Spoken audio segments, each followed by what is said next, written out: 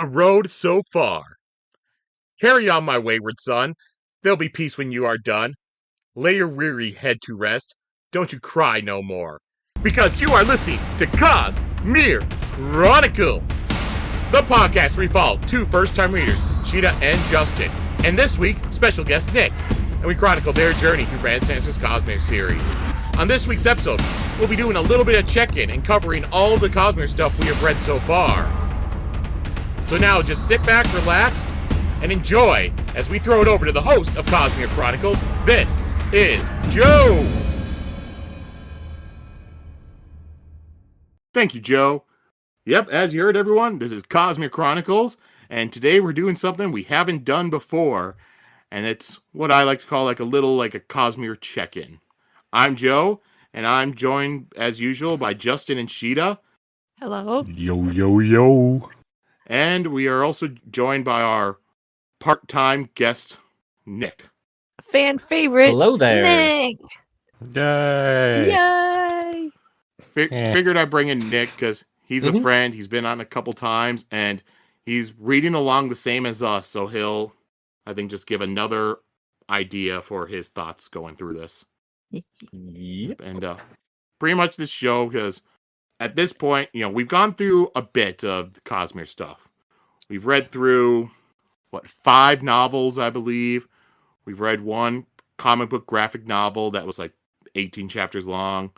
We've read 2 short stories, a novella. We've read quite a bit. And so I figured we'll just take a step back, just talk about how our thoughts are going through this, especially since after this, we're going to get into the Stormlight Archive, and those are pretty thick books. Thick. I'm excited. Yuck. 2 C's.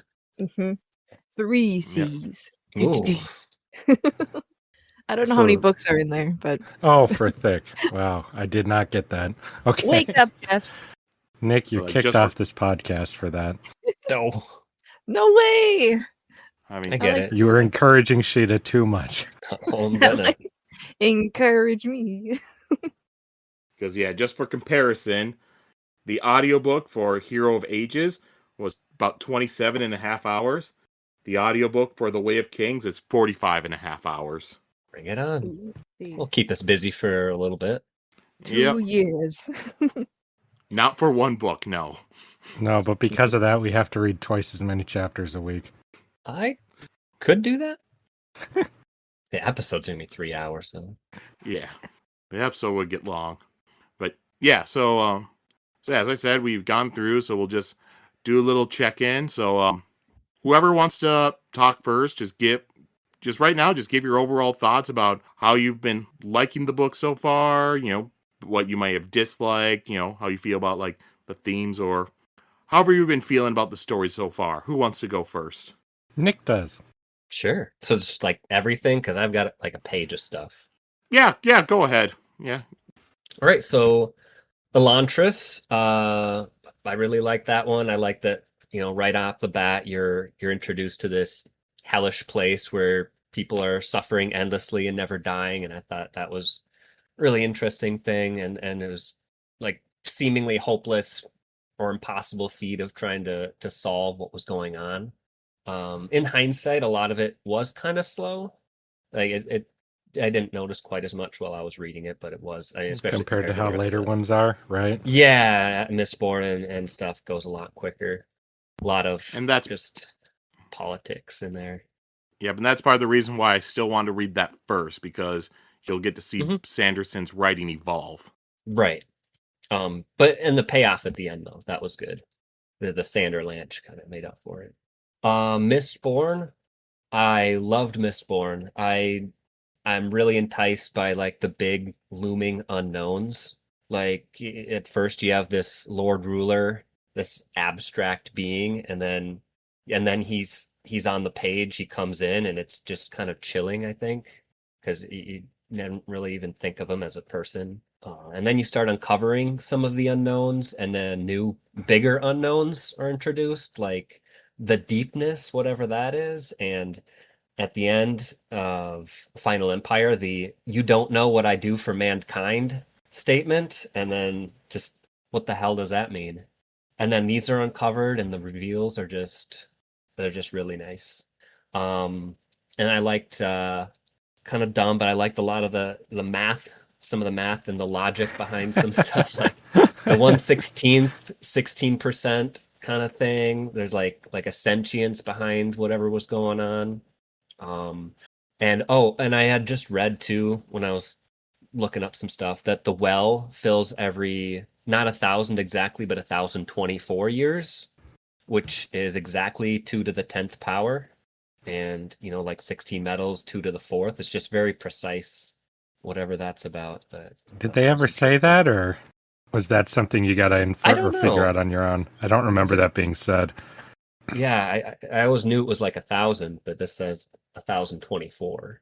Just really interesting. It takes a certain kind of person to read these books and come out saying, "Yeah, I liked the math a lot." Shut. That was my thing. Just cut all that. Never mind. Nerd. No way. That certain kind of person is a badass mathlete. That's what I'm saying. Those words don't go together. They do nowadays. Badass mathlete. You need a shirt with that on it. So, no, trust me. I've listened to other Cosmere podcasts, and there's some people out there, they're big into math and stuff, so... Yeah. And that sort of stuff they get into, and I've heard some people really get into like the physics and math of certain things. It's fun to listen to. Just wait. I got some more. Well, to wrap up the rest of Mistborn, outside of that, I think the ships were just okay. I mean, they're maybe better than some of the other books. I don't think Sanderson is huge on relationships. I mean, like I said, they're okay. Not according to Sheta. Are you saying this overall? Just this Mistborn in particular. Oh, okay, yeah. They were okay. I agree. At the top. And then the political intrigue, war strategy stuff, that was pretty cool.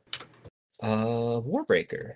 I thought Warbreaker would make a really good live action because there's a lot of colors and a lot of stuff. And when I got to the end of the book, and apparently I didn't focus too much on the detail of the statues, throughout the city, or didn't stick with me. So then when that huge reveal came in, I thought, oh, cool, I guess. But I feel like agree.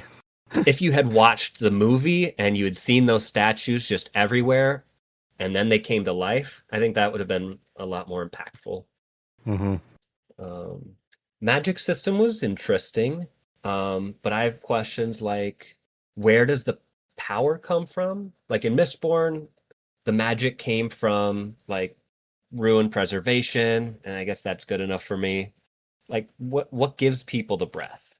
Do other people, like in the other planets, do they have breath? If you brought them to this planet, would they not have breath? Is it like carried on genetically? I don't know. Just curious. Oh, and then one thing I didn't like is I know Vasher made the shape of a person right at the beginning of the book and brought it to life. But other than like raising the dead, did they really do much of that? Like shaping stuff into a person?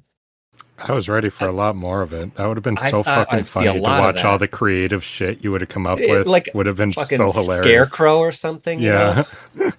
No, I didn't. Yeah, I was waiting for that. I think with that, it's just more explaining that, like, it's just its way of saying, like, how, because doing that makes it so it takes up less breath. Right. Because like that's part of the reason why, like, his jacket, like the sleeves and stuff were cut up, so that way it's more like fingers, so it'd take less breath. He did make, and I think some of it too can also tie into similar to Emperor's Soul, where you have like different things think of themselves as something. Like this window thinks of itself as stained glass, so it wants to be like that. So I think you get the same thing with these little puppet things where it thinks of itself as a person, so it takes less breath. So it's similar to like soul stamping. Yeah, but you cannot introduce him making a little guy who runs around and is like, ha ha, punching people, and not give that to me like 20 more times in the book. I want to see him just quick, just give me that pile of garbage. I'm gonna pile it into a person's shape and then let it walk around and punch people. That would have been awesome. Yeah, I think he only did it one other time of making little straw puppets. I totally agree. I really the comment about it being a better movie, I think, is true, especially with the statues, because that reveal totally fell flat, sadly. Even though it's so badass, but it is. real shame there. White sand. Hey, I got a question, Joe. And you don't have to say this if it's revealing. Are all these planets in the same solar system? I don't want to know. Same. I don't want to know. I don't want to know. I don't want to know. Okay. I don't want to know. You can tell him privately. I don't know shit about any of this. Fair enough. Don't tell me either then. Unless a book tells me, I don't want to know. Even though Joe's kind of implied that he's annoyed by that, I don't want to. I completely get you. So what I was going to say is if they are, or if another one is with it, I'm curious if the story, if it ever matters. Well, even though I'm sure he's revealed outside by this point. Is the sun in the White Sands planet, is the sun magical? Or is it maybe just the sand? Because I don't know. That's an interesting question, though. Would get that. See, I feel like I'm a lot like was it Chris in here who was studying the sand and stuff? Oh, yeah. Mm-hmm. And keep in mind, all over that. White sand had 2 stars. Oh yeah, that's true. Right. That's true. Yeah, that was never mentioned. That's interesting. Yeah, never mentioned in the other books. So that's a different solar system. Well, we specifically know that that they have one sand in Mistborn because they say one sun because they say they moved it too close to the sun or too far, whichever it was. They would have clarified if it was different. Yeah. Evidence. See, this is why I don't want to know, because I find it fun to have the reveal. Go from the characters' perspectives and try to figure stuff out. I did, and I'm so frustrated. I wanted to make the note of the planet being tidally locked, but that's okay. Someone else did it. I'm curious. Unless the planet is really, really small, everyone must live fairly close to that border of light and dark. Unless they're traveling, thousands and thousands of miles to get to the other side. Let me look, because I think it... Plus, if the Earth stops spinning, everything would die outside of, maybe a few hundred or 1,000 miles of that livable zone. It just suddenly stopped? Oh, okay. Not suddenly, but there'd be a livable zone in a strip around the Earth. Everything inside would burn up, and the other side would freeze. Something would adapt, I bet. All right, Wouldn't be us. Looking at timeline-wise, so, Chris, she was hitting the storm that's at the spot where it switches from day to dark. There's always a storm at that part of the ocean. That was day 29, and then she arrives on land day 39. So it still took 10 days of sailing on day side. Okay, well that's pretty far. And it already took her 29 days to travel across land and across ocean to get to that border in the ocean. Okay, fair enough. Further on, I wish they did more with the sand. I anticipated a lot of cool stuff, but it was just ribbons. Just ribbons, which was all right. I was surprised to read the word ribbon so friggin' much. So yeah, and ribbons. Cool. Story was. I think I liked the story. I liked all the diplomacy of he's got to convince all these people. I didn't think he'd be able to do it, but he's something they're all very opposed to at first. So being able to convince everyone was pretty cool. Initially, for a while, there wasn't a lot of details on the magic, so I'm kind of happy when they did start adding details about how it worked and then the experiments. Like the pinhole camera, which I was going to mention also, but that was also mentioned ahead of time. And I feel like the experiments would have been super fun in an actual book to get into the details of them. Yeah, more than just the between chapters kind of thing. Mm-hmm. Yeah, Nick, I have a question about that because Nick listened to the graphic audio for it. He didn't read the comic initially. Did they have those Ars Arcanum stuff in the graphic audio, or was that only in the comic? I think so, but things start to blur because I went through both at the same time. I'd be listening to it, and then I'd go through the pictures to get the imagery in my head. So I don't know for sure, but I think it had it. But I did want to show you, in case you weren't. Are you pretty familiar with a pinhole camera? or just I the don't think I've words? ever seen Oh, one. yeah. Slightly. Here, I gave you a link. This is someone like poking a hole in their curtain, and that's it. There's no technology. It's just a tiny hole, and the light from the outside just mirrors onto their wall. Someone, we know that you did this. This is my wall. No, I'd love. That's pretty really, really badass. cool. Yeah, That's isn't it? crazy. So, like when they were talking about it, and it made a picture in the sand, I'm like, hey, that's a pinhole camera. That's what it reminded me of too. It's like, that's interesting. What does that mean? I always think it's Yeah, so but- funny when people in a not particularly technological world start figuring out stuff that we just kind of know already. I always find that very fun. Right. And Yeah, we're but like, Nick, why this did that picture you- happen? This picture you posted, I don't see the face in the sky. There's supposed to be a face in the sky. Where's the face? Wrong. No, yeah, universe. that's weird. Must be some other part of the sky. It's from a but- godless world. But Sheta, what it means, I think, is that the light coming in is brighter in certain patterns, and that's what it causes it to create the pattern on the sand because it charges some parts more than others. So I think that's why it would made Oh, the okay. picture. So that face is in the sky, is what they're trying to say, right? Well, something must be emitting more light in the shape of a face that maybe you can't see God. with your eyes. I'm just kind of spitballing there. Interesting. But Okay. what the okay. face is, I mean, I wish they kind of would have. Maybe we'll get more white sand content. That is quite a thing to drop in the narrative and never Hey, there's really a touch big upon again. fucking face in the sky, and well, that's it. Especially to see it and be like, what's up with that? Well, it doesn't matter. Oh, the face, yeah. That's a thing. Pay no attention to that face in the sky. So Yeah. the last one, Emperor's New Soul. Oh, Emperor's God. Soul. Yeah, Shy forges a new soul, but he's all wonky and stuff. And she says, Oh, "Well, no. he only appears wonky if you're stupid." So everyone has to pretend that he's not like a. Oh, it's a great man. soul. That actually, unironically, sounds like a pretty sweet plot to a totally Fanfic. different book. Let's see. So I'm usually pretty okay with suspending disbelief, but this one, when it's like he's all about the hard magic systems, this one's harder because I just got to know everything about it. And I think this magic system is kind of the loosest so far. So you can So just. are you like, what's his name? Garadin or whatever, who's like, that sounds like Hocus Pocus to me. Gautona? Gautona. Yeah, you'd never be able to explain it to me in a way that makes sense. Like you can just change something entirely by rewriting its past. What are The wall wants to be a different wall. I mean, I wanna hope that those are kind of metaphors or personifications for like deep science going on behind it. Like the wall doesn't want it, but that the science, aligns better if whatever. Just to drive you nuts. Now I really hope that it's exactly what she said and nothing more. So the questions I have are like, let's see. So you're like adding work where there was none. So if you wanted a sword sharper, you just say, well, it was sharpened in the past. Well, now I have a sharp sword.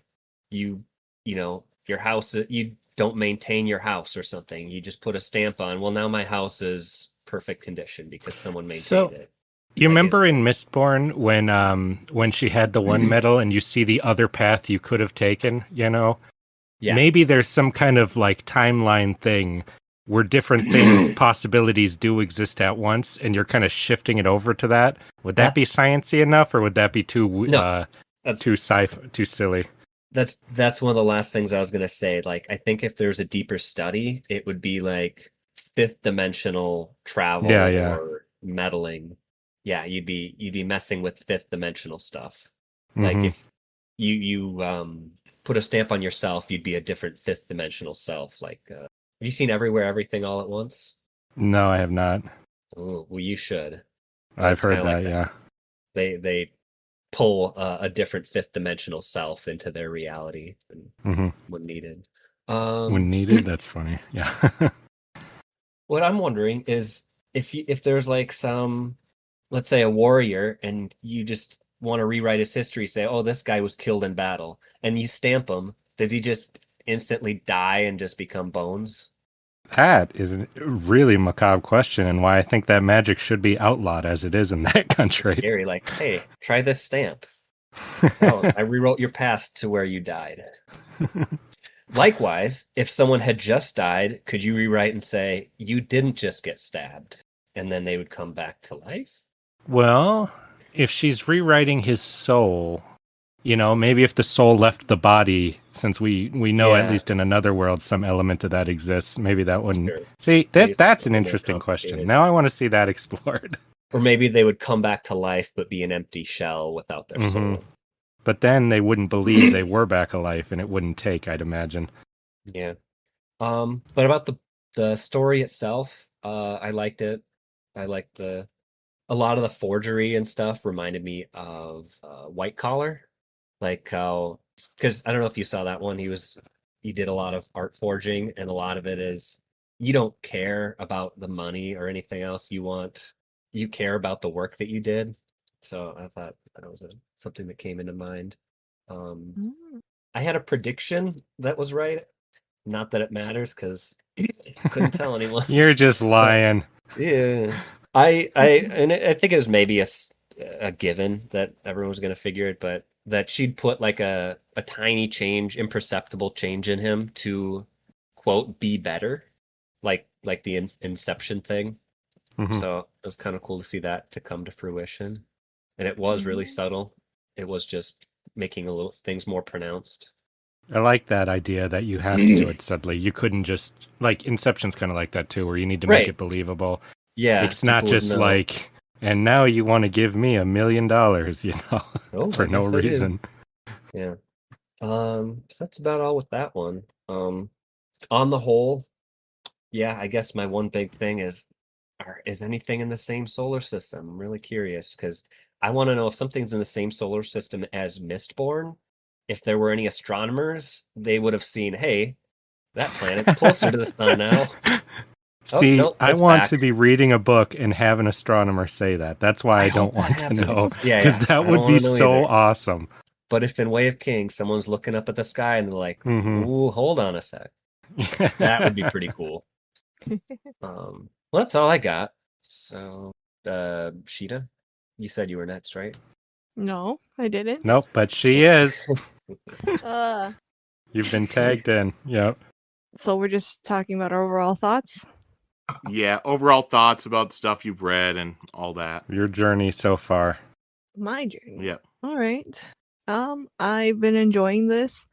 I like that every book we read seems to really add to what we read before, which is fun because we do learn a little bit more about the greater Cosmere, whether or not it's directly we? or just.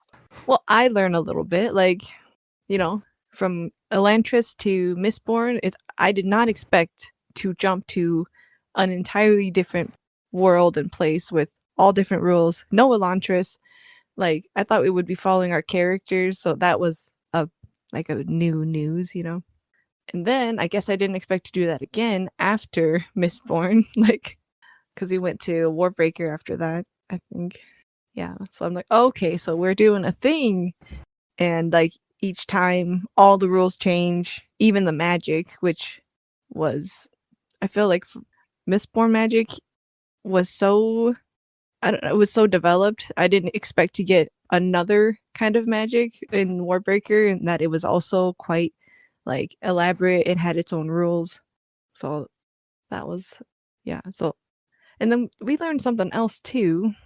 Oh, in Mistborn, the world was so big that it was changed like down to the fabric with ruin and perseverance, like that. I was like, that's Preservation. preservation. I keep making that mistake. Yeah, so that was really big. I was like, I didn't know you could play with the world on that level, like where the rules are that much, I guess, big. Like he really plays through like every aspect, not just like surface level, if that makes sense. Yeah, I like it so far. I've been having fun. Like it's like a mix, like a blind bag every time. So Justin? you wanna, yeah, go ahead. So the thing that stands out to me the most, because I agree with everything both of you guys are saying, I really enjoy the recurrent themes I'm seeing, because you go to the different worlds and they've got different magic rules. They've got different climate patterns and inspirations for what the city's like, all that stuff.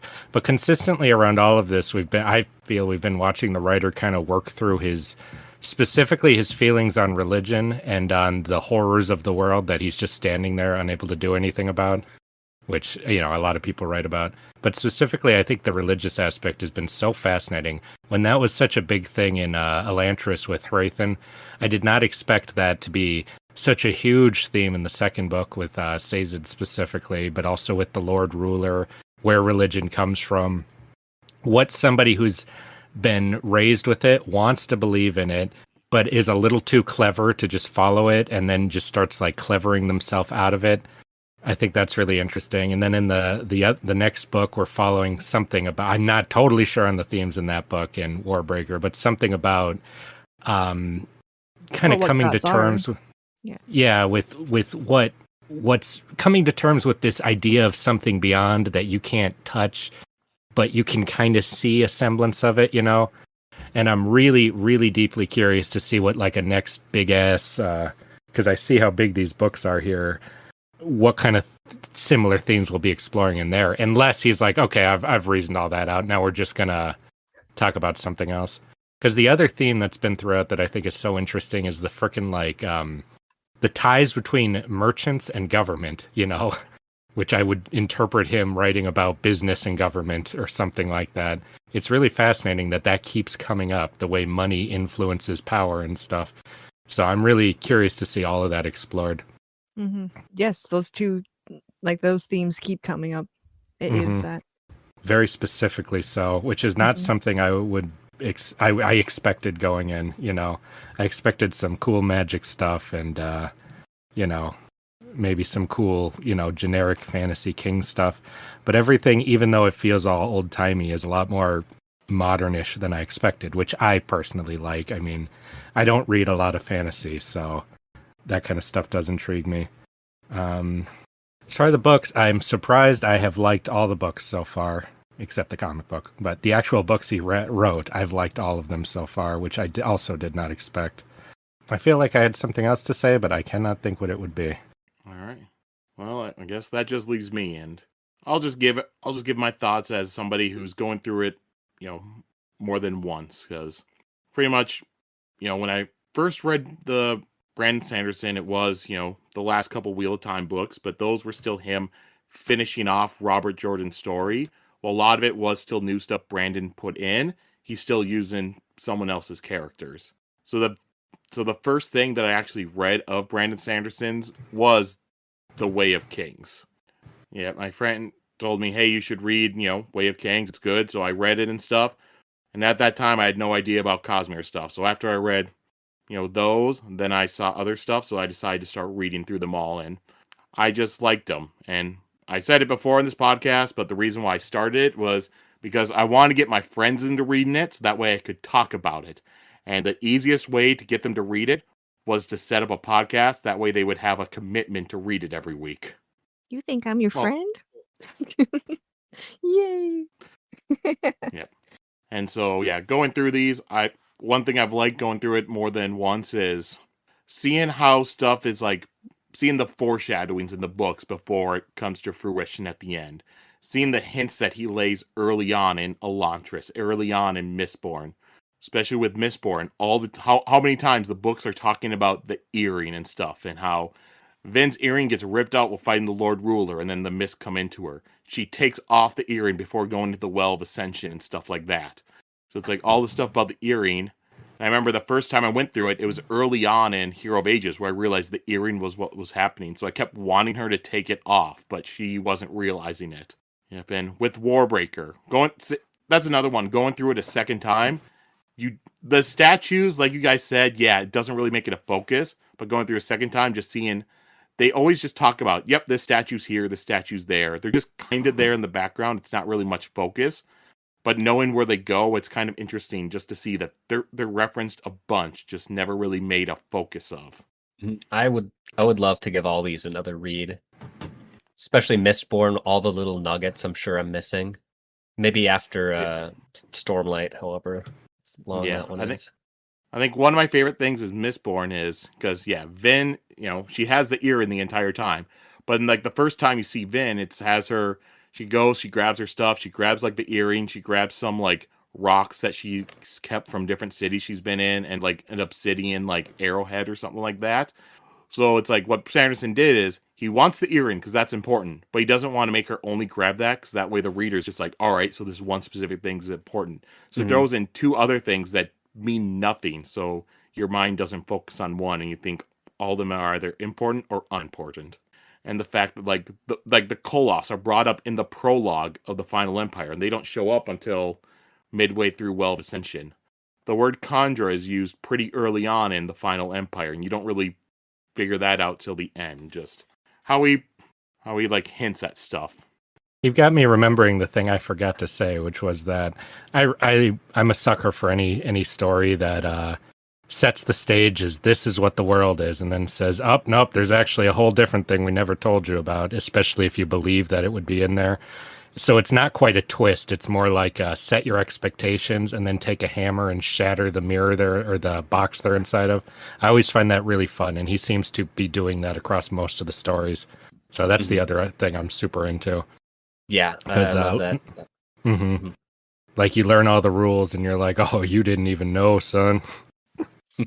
You idiot. Yeah.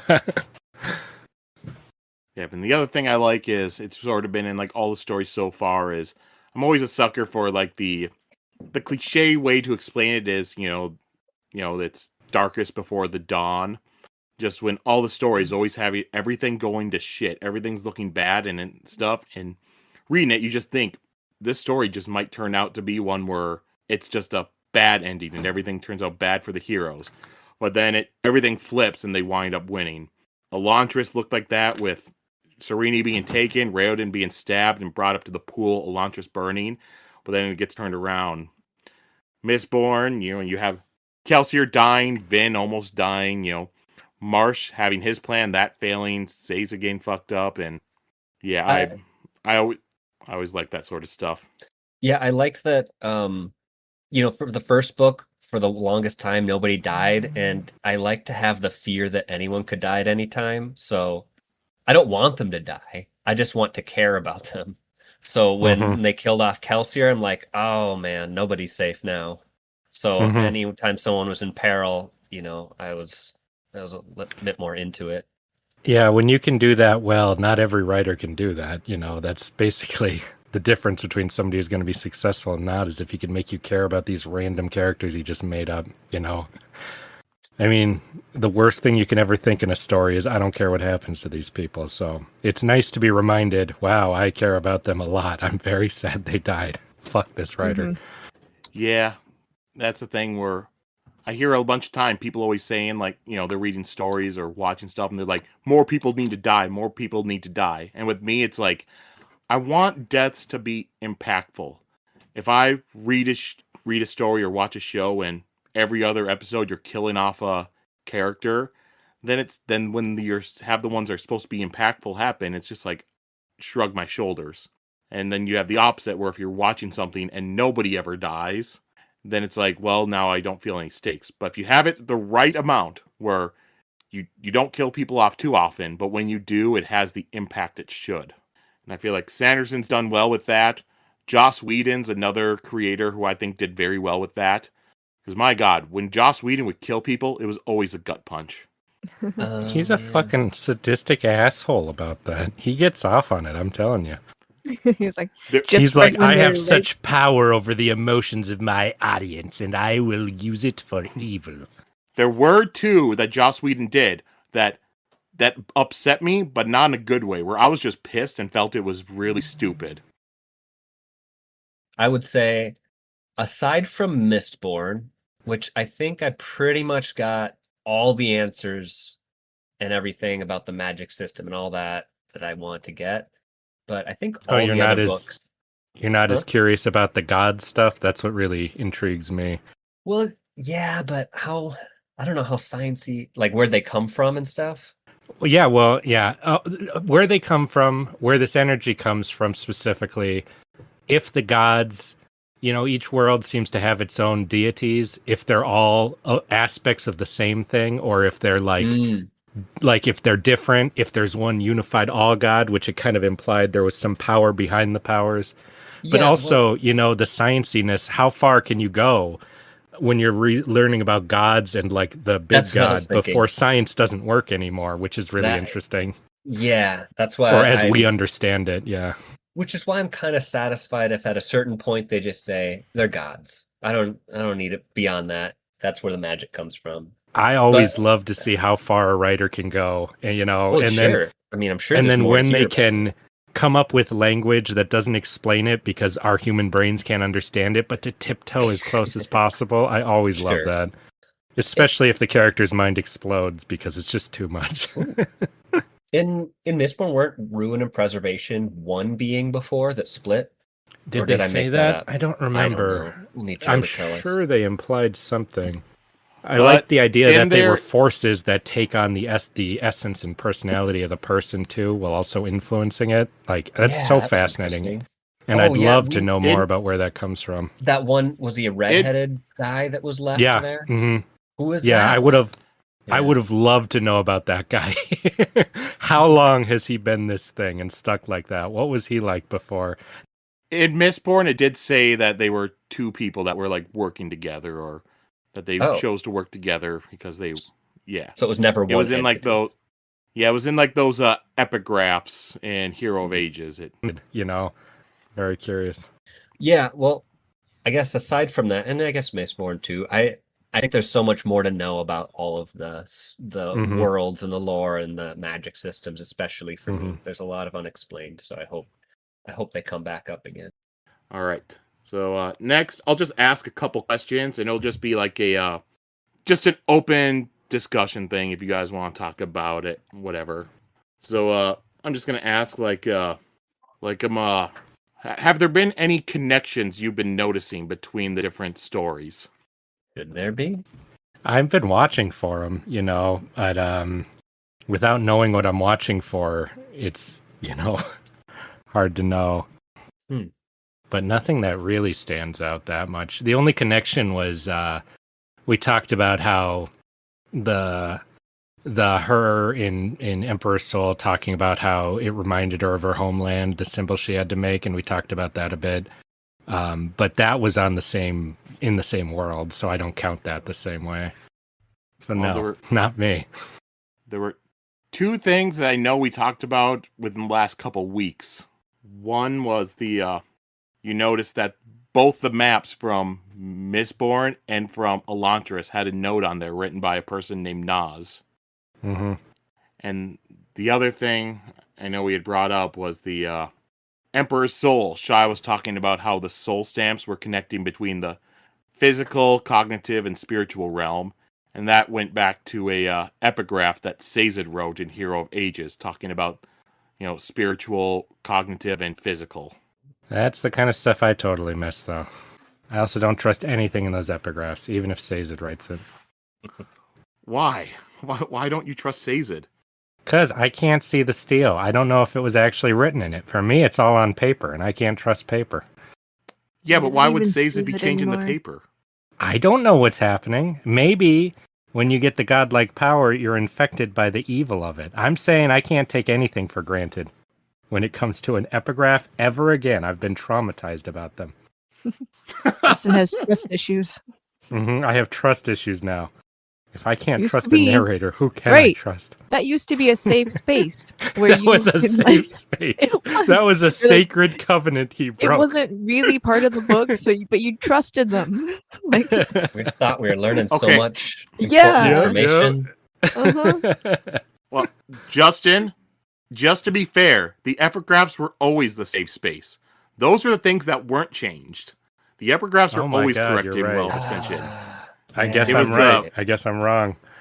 Unless it turns out they were the ones that was wrong all the time, and some other force manipulated them into thinking that this was what it was. Who knows anymore? Also, is there anything that any of you would be interested in seeing in like future stories? Here's all I want, and I don't know if this is something that breaks the rules or is possible. I just want crossovers. That's all I want. I'm a sucker for crossovers. Yep. I just want to see this world with this system be like, oh my god, we traveled to this place and they've got this thing. And then it's like, hey, my name is, I don't know why I did this voice for her, but my name is Vin. Hello, guys. Well, Vin is Vin dead. Changed. Yeah, but she from ascended. A different time. Yeah, she ascended to the higher plane. I forgot to say. She's the one who's saying, hey guys, go into this world and tell him Vin sent ya. Sazid's a cool guy.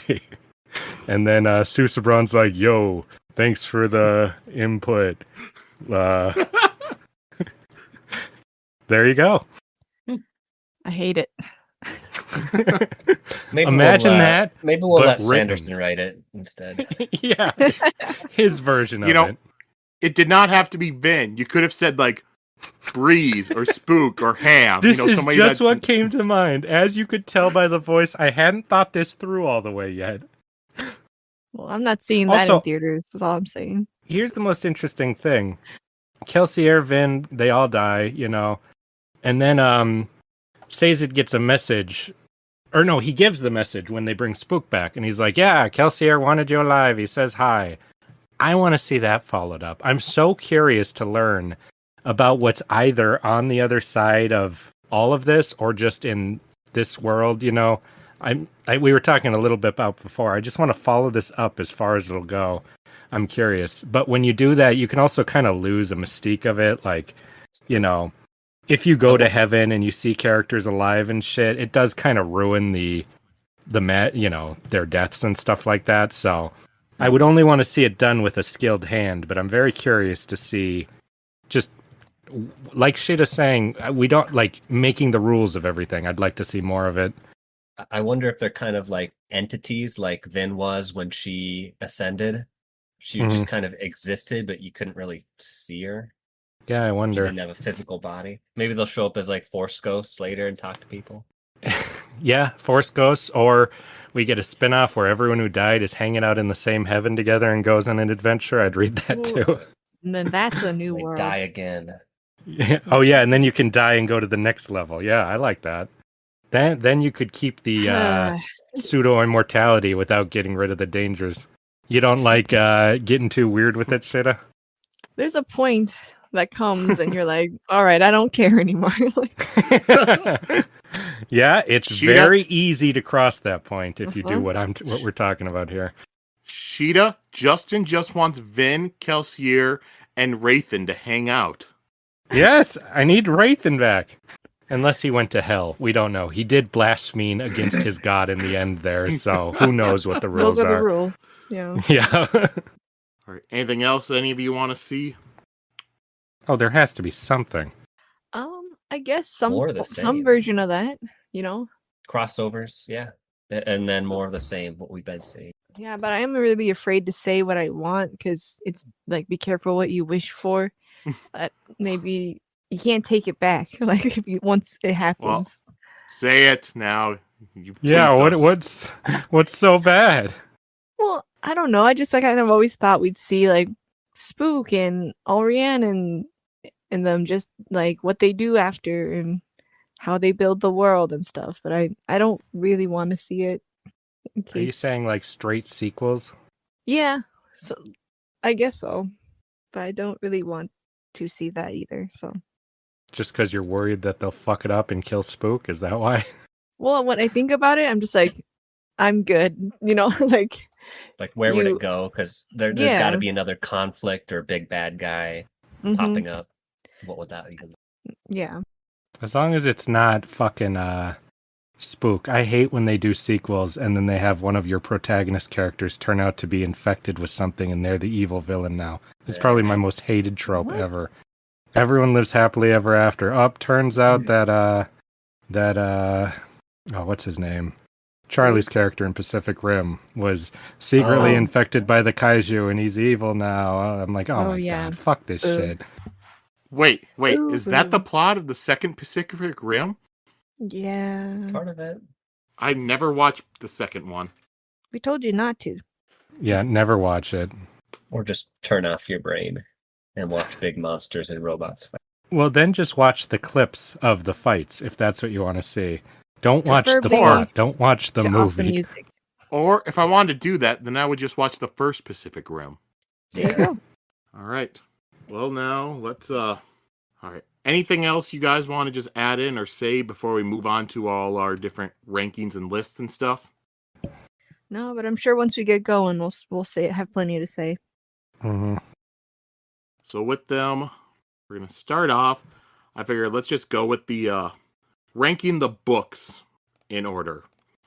Now, for the lists I did not include, Hope of Elantris or the 11th Metal, because those were just short, only about the length of like a single chapter, and I don't think it's really fair to rank that on its own merit when compared to full-length stories. But it'll be so funny when that beats a story. I kind of just combine it with the book that it's... Yeah, in my head, it's just part of it, yeah. And that's part of what I did. That's why, we finished Elantris. Immediately afterwards, we read Hope of Elantris, because that way it combines with it. I mean, in the middle, literally takes place at the same time. Yep. And I threw in the 11th Metal in the middle of the Final Empire, as if it's like a Lost-style flashback scene. All right. So, yeah. So, pretty much we're ranking, Elantris, Final Empire, Well of Ascension, Hero of Ages, Warbreaker, White Sand, Emperor's Soul. Ranking all those from our, worst, the one we like the most, the one we like the least. We're going down from most to least. Oof. Well, I figure we'll start with least. We'll start at 7 and go up to 1. Oh, you want to start with least? Yeah. So who wants to go first for books? I don't know. There's advantages to going first and not. Well, we can rotate, like Nick went first, and then me, and then Justin. Then maybe I can go first, and then Justin and Nick. You just said that means you're going first, Sheta. Yeah. All right. At last, I hate saying this. This is so mean. My least favorite book that we've read so far. I'm gonna have to say White Sand, just because there was a lot of stuff missing and it felt quite rushed at the end. How could you, Sheta? Wow. What is wrong with you? That's my number one book, Sheta. I doubt that. I bet you're just gonna say I don't also think so. White Sand. Then it's gonna be Emperor's Soul, then Warbreaker, then Hero of Ages, then Will of Ascension, Final Empire, and then Elantris. I think it's in that order because What? You went through those a little fast for me to mentally keep up. Oh, really? I thought that was a good. I think... Are they ordered? Are yours ordered in exactly the order we read them? Almost, but White Sand and Emperor's Soul are swapped. Oh, okay. So it's pretty much downhill for you. Are you looking forward to the next book? Or... I really am. I'm hoping, since it's a big one, but... Well, Nick, by that logic, she's gone slightly up. She hit the bottom with White Sand and now is on an up, going back up with Emperor's Soul. Yeah. Were you going to say something for why you rank them like that? I think it's just kind of what it sounds like, which is that I don't know what to expect at all from the first book, so I was blown away, with Elantris, and I'm kind of putting it with how my experience was reading it. Same with Final Empire. We were introduced to all this stuff, and I thought it was really great. And then, it's kind of how second and third books are, which you don't really get much new stuff. You just continue the story. So, I don't know. I guess I like it less and less. And then, yeah, I think it just kept going like that. And I wish I want to like Warbreaker more, but that ending was so flat. I just couldn't. Yeah. But yeah, we said a lot about White Sand, and Emperor's Soul was pretty good too, but also, like we said, it's pretty short and didn't get enough about it. So that's it. All right. And one thing I'll say with the list and stuff, because I know for myself, I did not look back at when we rank stuff at the end of Hero of Ages. I did not look back at my old list, because my idea is things might have changed if people compare the two where I have stuff ranked. just because maybe if we get farther away from something, it might resonate with me differently than it did before. Mm-hmm. Yeah, for sure. All right. My list starts predictably at the bottom with White Sand, which, the idea was fine, but it's set up as we've said it before. He's like, I've got one ribbon and that's all, but I'm going to become Hokage anyways. And then he just kind of abandons that aspect of like being cleverer than the other people and instead just gets super strong too, and then never fights and doesn't really fight anyone else with sand magic really until the end. I just found that so, again, from watching too much anime, I just had that expectation that was the story we were going to read. Then Warbreaker. Yeah. Warbreaker, for similar reasons to what Sheta said and what Nick said earlier, like, it just was not fleshed out as much. The world, the magic, all very interesting, but like it was almost secondary to just the characters kind of talking about stuff here and there. So I didn't dislike the book at all, but I would rank it lower because of that, even though I really like the characters. Then Emperor's Soul, which I really liked, but it was so short that I can't put it above a real book, unless that book's Warbreaker, apparently. Oh. Then we've got Hero of Ages, which I really like the apocalyptic nature of, but I thought some of the stuff took so long to get to and then happened so fast, which was kind of frustrating to me for the buildup of a last book. Even though I liked the ending and I liked everything, but Will of Ascension I liked more because so much of it was the mystery, then a horrific war at the end, and then a horrible twist at the end. Just all the superficial stuff I like a lot. Is that the Final next one in your list? Yeah, Will of Ascension is above Hero of Ages. Or did I mix those up? Which one was second? Which one was the second book? You did it right. Well, okay, yeah. And then Final Empire, for the same reasons Sheeta said, being introduced to the world was super interesting, Those two might be close to tied. And then Elantris is my favorite, just because I really enjoyed the themes of it and the characters a lot. I loved how shitty that city was a lot, and I'd like to have... I think we were in there enough. So yeah, that is my order of books. All right. I'll go next. So, number 7, same thing as Justin Sheta, White Sand. Joe. White should not be a surprise. Should not be a surprise to anybody who listens. Out of all the stories we've done, that's the one where collectively we've had the most complaints about, and we've talked about that. So I said before, there are good ideas, there's good moments and stuff like that, but I just feel like the execution, especially with it being a comic book, was not that good. I am looking forward to, whenever he finishes that prose version, to read it, because I do think I'll like the story better as a prose version than as a comic.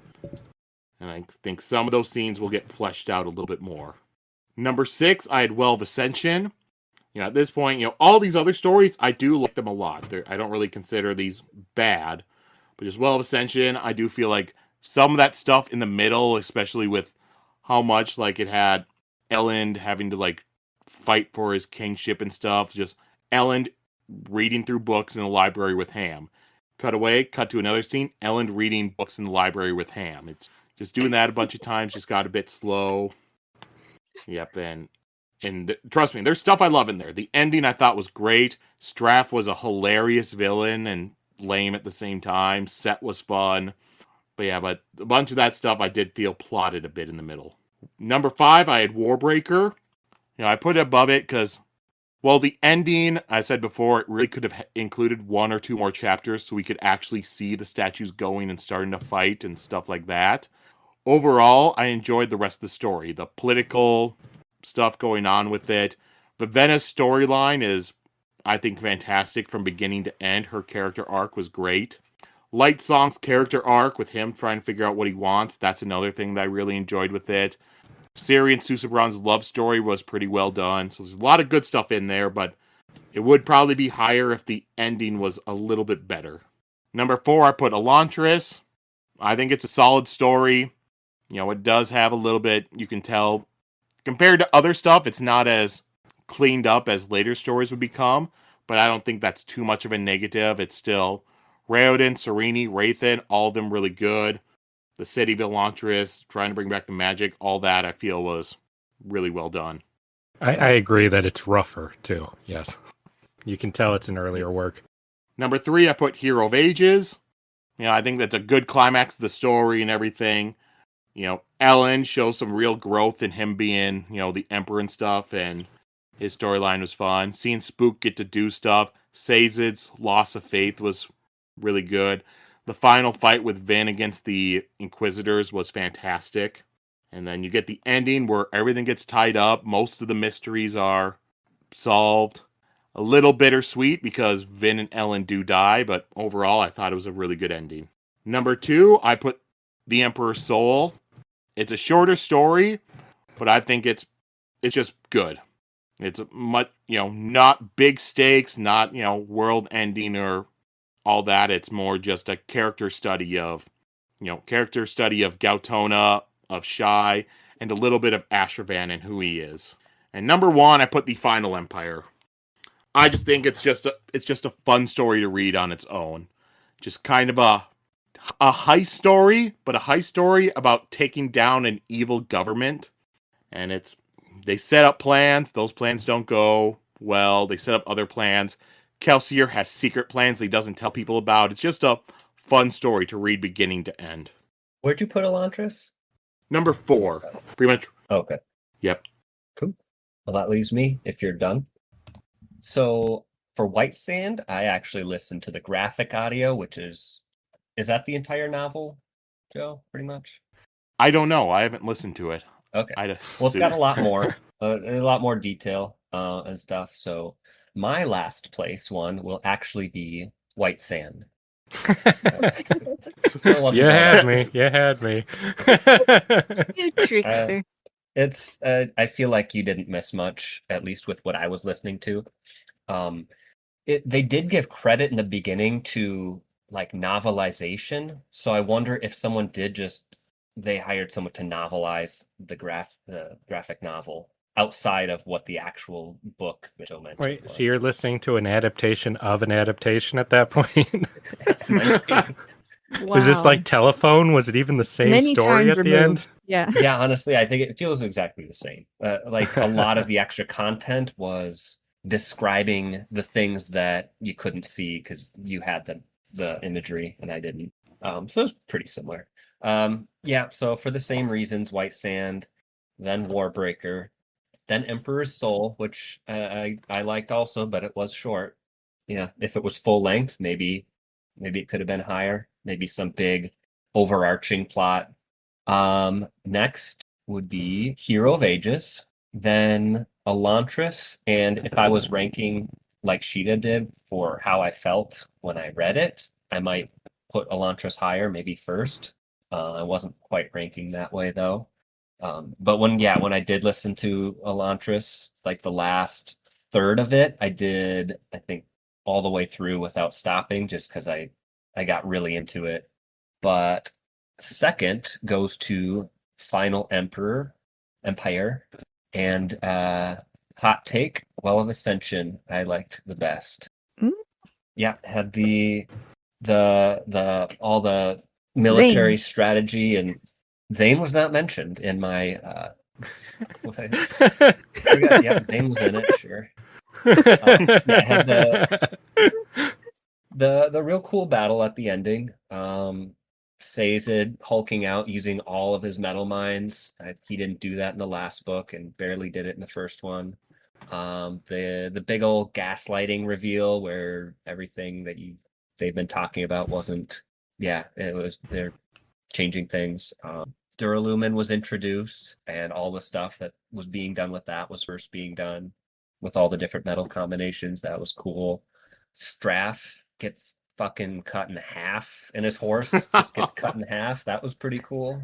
Just out of nowhere, right? I think she just was like just a star, just a tiny figure in the sky flying down, and just that was pretty sweet.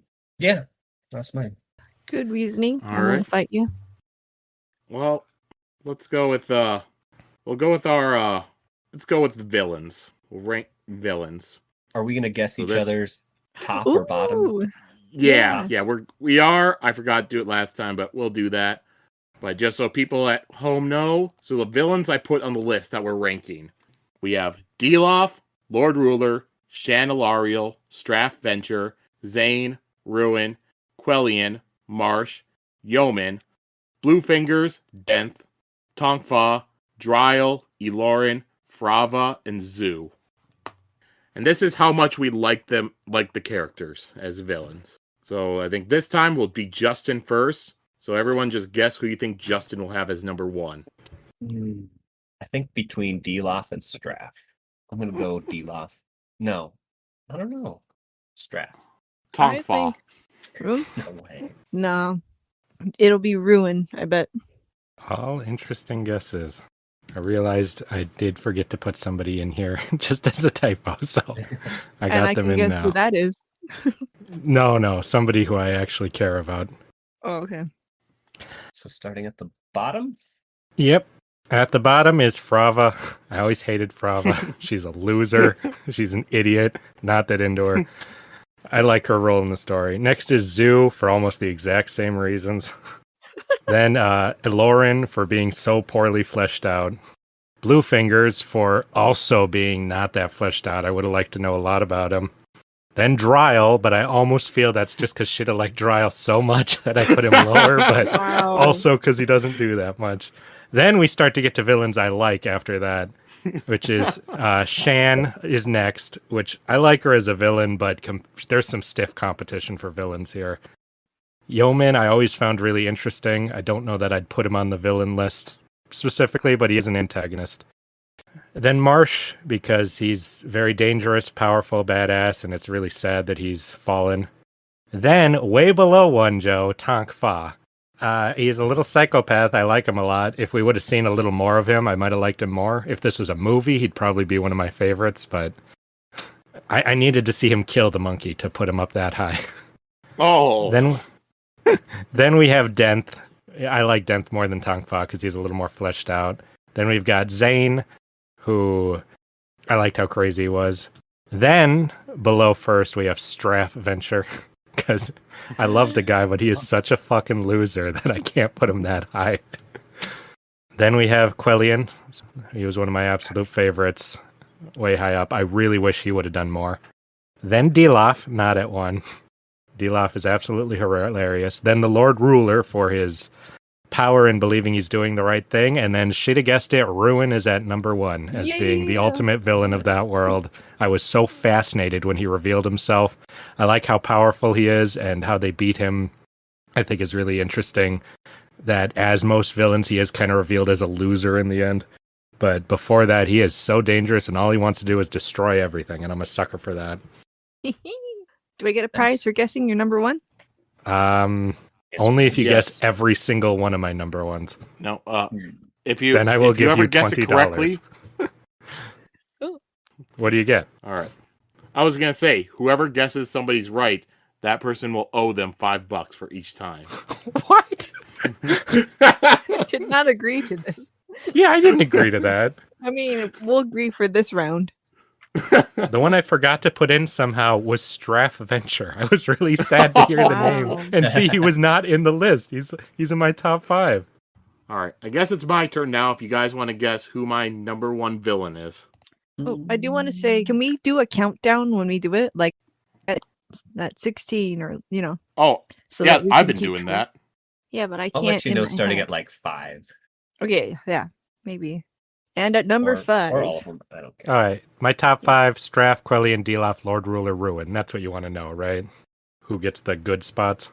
Yeah. Just as we go, yeah. Mm-hmm. Joe, my guess for yours is Denth. That's my guess. Ooh, that's a That's good a guess. good guess. Yeah. With the least favorite as a Lauren. I'm gonna guess Straff for Joe. I'm gonna Why? I'm What gonna are you also- laughing? say Ruin just to be different. All right, so my list. Starting at number 16. Sorry, Sheta, it's Dryle. Trial is 16? Jesus. I just did not. I was just not that interested in him. I found him more annoying, and it didn't help that I wasn't a big fan of White Sand anyway. So, and then the final fight was just kind of boring. Man, I feel like I did Drell wrong by saying that I liked him. You can... No, I wouldn't have even remembered him if you didn't say his name so much. All right. Number 15 is Zoo. Just kind of there and kind of one note, just wants to kill Shy. And yeah. Number 14 is Elorin. Similar to what Justin said, not really fleshed out. He had a little bit of being, kind of a good guy and then betraying him in the end, but still not much. Number 13 is Frava. She's a little bit better than the others, but she's still not as interesting as the other people up on this list. 12 is Bluefingers. While I like the character and I know he's purposely meant to fly under the radar, that also hurts him at the same time. All right. 11's Quellian. I enjoyed that whole storyline. I like the stuff going on there, but, the other characters I just liked more. 10 is Tonkfa. Good henchman villain. Nobody that gets real big focus, and also he's just gone for the end of the book. Yeah, that hurt him too, yeah. But the fact that he did survive, he's not dead. Waiting for that spinoff. So, number 9 will be Zane. We're kind of in the middle part, so it's becoming characters that I like more than... Yeah, you gotta let us know dislike. when you like them, yeah. The switch would probably be more the Frava to Bluefingers, but certainly between Quellian and Tonkfa, it jumps up another level. Number 8 is Yeoman. Very interesting character. He's doing what he can to try to lead, but also is against Vin and Elend and comes pretty close to just letting them die or killing them until he has a change of heart. And then number 7 is Shan. I've said it before, this is a Shan Ilarial apologist podcast. We're all in on Shan. We stan her. Nick, how do you feel about this Shan Ilarial apologist thing you've been roped into? Oh yeah. Their ship is at the top for me. Really? You'll see, huh? Yep. Really? I just liked her whole Mean Girls persona thing. That I felt was fun. And she did die where she had to in the book. She really couldn't last much longer as a villain. Number 6 will be Straff. He I just felt was the perfect example of kind of just dick, asshole, stuck up, but also just incredibly lame. Number 5 is Deloff. Really liked him, just going crazy and just being evil pretty much the entire time. Has a little bit of, sadness with his wife backstory, but I enjoy characters that are gray, that are good and bad. I also do enjoy just having just evil characters that you can root against no matter what. Number 4 is Marsh. I just felt like him being a good guy and then being turned into Inquisitor and just used by Ruin, just getting his thoughts throughout the final book were just great. Number 3 is Ruin. Just, he's just terrifying throughout the entire thing. Number 2 is the Lord Ruler. I felt he was a great villain. You don't see him for so much of that first book. You don't see him. Then when he finally shows up, it's just terrifying. Where he just shows up, gets stabbed, just keeps walking, kills Kelsier with one hit. Yeah. He does the soothing. Is that soothing? Right. Yep. He just has everyone just gets depressed. Yeah, massive soothing wherever he was. And then when you see him, he's just sitting there ruling. He just doesn't care about this whole Inquisitors and the I forgot what the bureaucrats were called. Ooh. But he just doesn't care about their squabbling. Yes, obligators, that's it. And then number 1, Justin got it, was Denth. Mm-hmm. Oh, dang. I was gonna guess that, but I wanted to be different. Yep. Always follow your gut, even if it's I copying should. Justin. Yep. I love the reveal of him, always just seeing the comedy mercenary. Then when it does the reveal where he's bad, after that point he's just terrifying the rest of the book. Him having this whole personal grudge against Vasher and just wanting to fight him just to prove that he's a better swordsman, and him seeing Nightblood being we're not using that fucking thing, we're throwing it outside. And yeah, I liked him as a villain. Seems like a Joe character. Then why didn't you guess it? Maybe I was also trying to be different, Justin. You were the first one to guess. Oh no, I was. When you said it, we were both like, "That's right." Right, Nick? We both felt Death. it. Oh We were like, yeah, "That's yeah, right." that's dead. Easy to say in hindsight. I can go. Well, yep. All right. So let's guess Nick's villain. Right. Ooh. Jeez, this is the hardest one to guess. Mhm. Okay, I let's don't. see. You don't have 15 and 30, 40, whatever episodes of me talking about who I like and dislike. Yeah. I'm gonna guess the Lord Ruler. Hey, that's what I was gonna guess too. We're allowed to have the same guess. No, we're not. Just kidding. It's funner when we're okay. Let me think a bit, and then we'll. I'll Definitely go. Zoo, number one. I will go with Deloff. Okay, I guess I will just go with Lord Ruler as well. Okie doke. Number 16 was Zoo. He was just a complete failure. Like at the beginning, he didn't catch Shy. Did I say that right? Yep. Shay. Yep. Yeah. When he went to fight her at the end, he just fell through the floor. And then he went to go fight her again at the end, and she just beat the shit out of him. Like he never won anything. He Does kind of Then she suck. stole his horse. and then yeah. And then most of the rest of these, the reasoning, if I don't say anything, is going to be pretty much what everyone else said. So, Blue Fingers is next. Eloren at 15.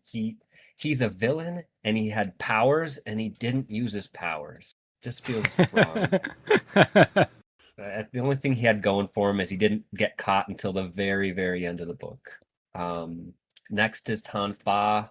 He didn't really have any clever motives or anything. He was just a psychopath, which I guess can be cool. And then also he disappeared at the end. Didn't really get anything out of that. Next is Frava, and then Dryle, and then this would be number 10 is Zane, and then Quellian, and then Shan, and this is starting to get into the villains I really like. Straff was here, and I think he'd have been higher. I liked him as a villain, but he was just, like you said, really pathetic, and he was just icky. Marsh at 6, and this was kind of tough because the part I liked about Marsh was more of the hero part of him, not the villain part. So like how he just made the tiniest pushback against Ruin at the end. I thought that was a really cool part. But that was kind of him not being a villain. Mm. I don't know. 5, I have Deloff. 4 is Denth. 3 is Yeoman. I liked Yeoman, like for the same reasons. Thought he was pretty reasonable and logical and a decent ruler. And Ruin next, and number 1, as you guessed, it's Lord Ruler. Yeah. For most of the reasons Joe said, it was a really cool reveal as being this all-powerful person, and then also finding out at the end all of these things. You find out more and more of the things he's done over 1,000 years to just prepare for the well opening again. Mm-hmm. Yep. Nice. Now it's Sheta. Oh yeah, take a guess. My guess is gonna be Deloff. That was my guess. I will. Oh, I'll do Zane. No, yeah. Same. Oh God, I forgot Zane. I already said Deloff. Damn. All the answers locked in.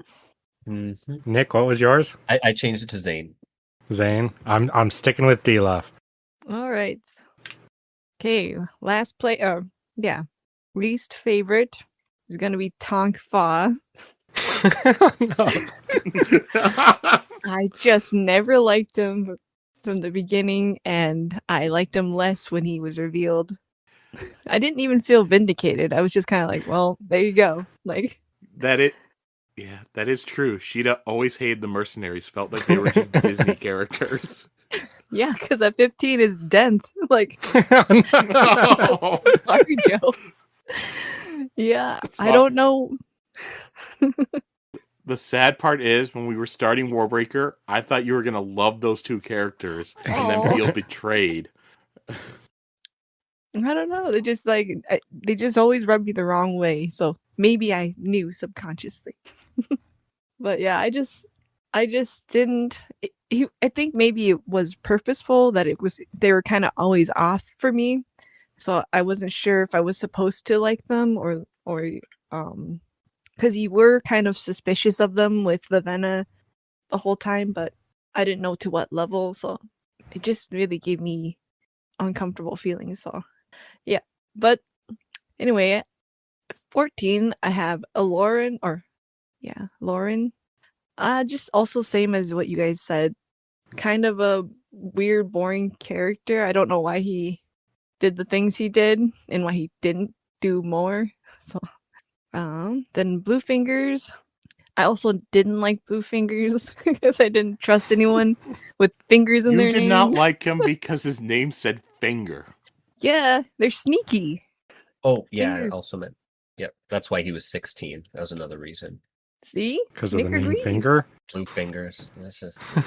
See? Creepy. It is Just don't creepy. like it. Been hanging out with Smurfs? Right.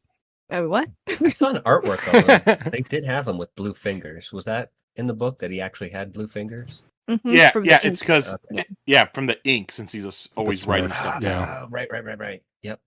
Yeah, for me, I'm like, just wash your hands or be neater when you write stuff. Like, I don't trust He wouldn't anyone have like a that. stupid nickname. Yep. Wonder what is. He must have had a name before that. I'm pretty sure he says it. Also, anyone who takes that as a nickname instead of being like, don't call me that, I don't respect. So, all right. At number 12, I have Favre. Yeah, she sucks. She's kind of lame. And just is kind of a nuisance, not really like a villain. And kind of impotent, so I don't respect her. And then Zoo is next for same reasons. But he is funny, so that's why he's above Favre. Falling down is funny. Then I have Yeoman next. I mean, he was pretty cool, but I keep forgetting about him because he did so little at the end there. Like, and I thought it was pretty late in the game to introduce a new character like him. Like, if he would have been maybe Ellen's old friend or something like from the past, it would have been more impactful for me. But because he kind of just was like tagged on right at the tail end, I keep forgetting about him. So, yep. Then after Youngman, I would pick Quillian. Oh yeah, I keep forgetting about him too. But I thought he was fine, kind of not that big of a villain, so I didn't. So we're out of ones you hate with Yeoman, correct? Yeah, I'd say so. Yep. Okay, now we're getting into the good stuff, which is Shan at 8. And I disagree. I think if this was a CW show, she would become a bigger character. Like, Yes, because CW shows never overuse a plot line shit. yeah, exactly. Because especially also if they casted like a cool looking girl, they would want her to fight Vin all the time, and up the drama with him with Ellen and her. Oh god. So I loved the mean girl stuff. I really wanted more of that because I thought that was fun to do in a fantasy setting and with powers. I would love them to have more fights. That's just, I guess, the kind of thing I like. So then after that, I put Straff because he sucks, but he's also pretty powerful in the big scheme of things at the beginning. But he does suck and he failed, so that's good. Then I have Marsh. I thought he was really good as kind of a rival to Kelsier too. Like him and Kelsier fighting over the same woman was really fun, and and he kind of like always resented him. So I like thinking of him like in that way as a rival and a villain. But then as a villain, I thought he was really scary, and I liked that we had a little bit of Kelsier with us still through him, even though he was possessed. Then at 5, I have the Lord Ruler. He's just a good villain too, and I did like that he had his own way of trying to help the people that he was supposed to take care of. He just wasn't very nice about it. That's an understatement, but I agree with you completely. Yeah, he cares in his own way. I think also when you're that old, you're just kind of like, fuck it, just do what I say. I can make you. All right, then at 4, I have Ruin for being a really good big bad for that world. I think I did not expect it to be something like that, and he didn't disappoint. So I like that. All right, and then top 3. I'm sure you know who I've left. Who I've left. At 3, I have Dryle. Oh my god, Ryle. Okay, hear me out. Hear me out. He's a really good villain because he has powers and he uses it. He continually antagonizes our hero and forces him to fight, which is really good in a thing. Like, finally, we get to see the sand powers being used. So, in an anime, he would be really good. And I guess he's more constant and kind of more like close to our hero than any of the other villains. So, like a frenemy type thing. Okay, and then at 2, I have D-Loth. So, yep.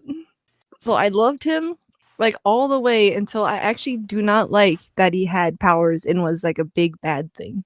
I really liked when he was just a sneaky little snake and was like trying to undermine Wraithen, and just because he was so faithful and stuff. Like, I like that story more. Like, I didn't really like his transformation in having like being a bigger deal and stuff like that. Makes sense. Yeah. So otherwise, but he's still pretty high up despite that. Then at number 1, it's Zane, of course. I just never expected to have a character like this in a fantasy book. I love that he's Ellen's brother, like half brother. That's such a thing that I would write or like. And I can't believe that it's pulled off in a way that I like. Usually I'd be like, roll my eyes. I don't believe that, But the fact that their dad was trying to make kids with powers and control them, like, made it just work. And so I really like that. And I love that he had a thing and he wanted to steal Ellen's girlfriend too. That was really funny. Pretty And that much, he was she super just powerful. wanted the crow. What? He's not the crow. Yeah, so you guys got that. I forgot about the twist at the end with D-Loth, how much you were not into that. Yeah. I don't know. I just was like, it's too much. So next we're going to go with ranking of rulers. Now these, we're not ranking them for, these are my favorite rulers to least favorite rulers. We're ranking them as if, how well of a ruler were they? And so the people on this list, we have Iadon, Eventio, Wern, Raoden, the Lord Ruler, Strathventure, Ashweather Set, Quellion, Elendventure, Yeoman, Jastes Lacal, Dedelin, Susabron, and Ashravan. My number 14 is Jastes Lacal. He had a dumb plan, and it failed, and then he got beheaded by Elend. Number 13 is Quellion. He ruled a city, but it was already on its way to falling even before Spook and them got involved. But at the same time, he was sort of being he and everyone in the city were being manipulated by Ruin, so yeah. Number 12 is Iadon. Same thing. He was ruling his kingdom for 10 years, and it was well on its way to a revolt. And then he lost it when it got revealed that he was sacrificing people. Number 11, I'm putting Ashweather Set. While he does have his army that he rules and they follow him pretty well, he also had to leave his city because Yeoman was taking over there and he couldn't go back. So he was pretty much a ruler without a land. Number 10, I'm going with Dedelin. While his country, he's managed to keep them out of war and everything, he also makes decisions at the last moment that could have bad effects, like all of a sudden deciding to send Vivenna, or send Ciri instead of Vivenna. It turned out well, but that sort of thing also could have fucked him and his country over. Number 9, we're going with Strath. Strath leads his army. People do listen to him and everything, but a lot of it is out of fear, and a lot of them, they don't really respect him too much. And he couldn't even get his own son to give him the city. Number 8, we're going with Elend, because throughout Well of Ascension, he was shown to be a weak, ineffectual leader, and he lost his crown. But then in Hero of Ages, he was shown to be a lot more poised, a lot better of a leader, which is kind of why he's landing almost exactly in the middle of this list. because he's been both a weak leader and a good leader. 7, I'm putting Eventio. Well, same thing. He's been able to keep his country out of war. He's helped making a deal with, another country to keep them out of war. He also was a person that was very quickly going to surrender to the other people when his daughter was in danger. And even after she told him, I'm not in danger, don't do this, he was still like, well, I need to keep my word to our enemies. Number 6, I'm going with Susebron. He was a puppet most of the time, but by the time where he decided to take control, he was starting to do stuff. So that puts him above a lot of the other people, but not higher than the rest. Number 5, I'm going with Ashravan. His country's steady. While he can be better, he's also it's steady. That's about what I can say. Number 4 is the Lord Ruler. While the man is evil, has an obvious caste system, which allows a large portion of his population to just be killed, he has been able to lead pretty much an entire empire for 1,000 years.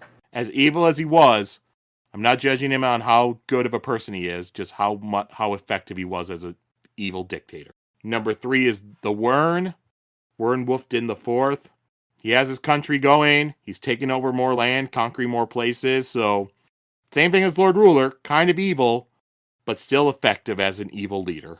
Number 2 is Yeoman. During a time when the world's all falling apart, he has his little portion of land, and he's able to keep the people there living comfortably. Their heads are in the sand, but they are comfortable while doing it. And number 1's Raoden. He's able to give everyone a purpose when their life seems shitty. He's able to restore the city. We haven't seen what he's been like since then, but I figure he'll be great. Horrible tyrant now. Cool. All right. I'll move things along. Last place, Iadin. He was not a great ruler, and then when they found him naked doing the blood sacrifice, like you said, that put him down a peg. Yeah, he's going to be a little higher. And then Jastis, obviously, just awful for every reason. Joe already said it. Completely messed everything up. And then I have Set, and then I have Straff.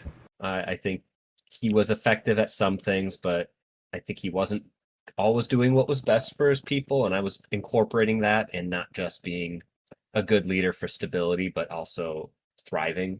Then I have Dedelin at 10. Ooh. And then Quellion. Next I have Ashravan, and then Eventeo. Next one I have Elend, and yes, he also started out really shitty, but I'm kind of more judging him about how he became at the end. He started to figure it out in the last book. It was fairly effective. Next I have Wern at number 5. I have the Lord Ruler, and a little torn on that because at the beginning he messed up monumentally with moving the planet and then destroying it and the ash and everything, but he tried to make the best out of it. That was a big whoops, though. Maybe the killings and the slavery were a little messed up. Maybe it could have been a better way. Technically, he was not a leader when he moved the planet. Okay. That's true. Sure. I'll strike that. Yep. But he tried to make the best out of that. And yeah, like Joe said, there was stability for 1,000 years, even if it was awful. 4th, I have Yeoman. And 3rd, I actually put Ashravan again, but the changed Ashravan, because I think he's going to be better. 2nd, I have Susebron. Again, kind of judging how they are at the end and how I think they're going to lead now that he's not a puppet, and his intentions and what he wants to do for the people. And then, of course, Raiden. I mean, come on. Nice. Oh yeah, I guess one thing I forgot to say with Susebron on my list too that I wanted to say is, even though he was kind of a puppet for some of it, he still had the return that were willingly following him. Blushweaver was doing her whole plan because she thought she was doing it for him. Lightsong gave up his life because he believed in Susebron. So Sheta's list. I'm next. All right. Best rulers. In last place, I have Dedelin for flipping a plan that was in the works for like almost 20 years or something. That's just flimsy leader. On a And whim. selfish. Yeah, on a whim. It's just very very selfish and short-sighted, or I don't know. You can't do that. And it's thoughtless because your daughter's trained for it too, so or didn't train. Then and also like I don't know, when your city is rushing into a war and then you do something very reckless like that, I don't know what you're thinking. Then at 13, I have Jastes for same reasons, but at least he had kind of a plan. Kind of Good a plan. intentions. Yeah, he's kind of like, oh shit, I gotta hold on Led to an these army coal. briefly. Yeah, he couldn't control it that good, but you know, he was still kind of in charge. So yeah. Then I have Iodon. For I don't know what he's doing. He's got his priorities all flipped with his hobbies and stuff like that getting in the way. Hobbies. And Quillian, Beldre's brother, I think he was just pushing it. This like being changing those rules, like we're like, oh yes, no colors, or was that it? Like, and then he was like, Only except for these people can wear these yeah, colors. except for Yeah. these people, like slowly just becoming the bad guys without like, yeah, without even realizing or not caring about that, and having a weird sister thing. Then Ash Weatherset at 10. I think kind of like what Joe said, he was kind of, his stuff was kind of breaking already when we meet him and stuff, so not very sturdy. Then Straff for, he's all right too, but again with the hobbies like kind of taking over, the personal vendettas like getting in the way. Yeah.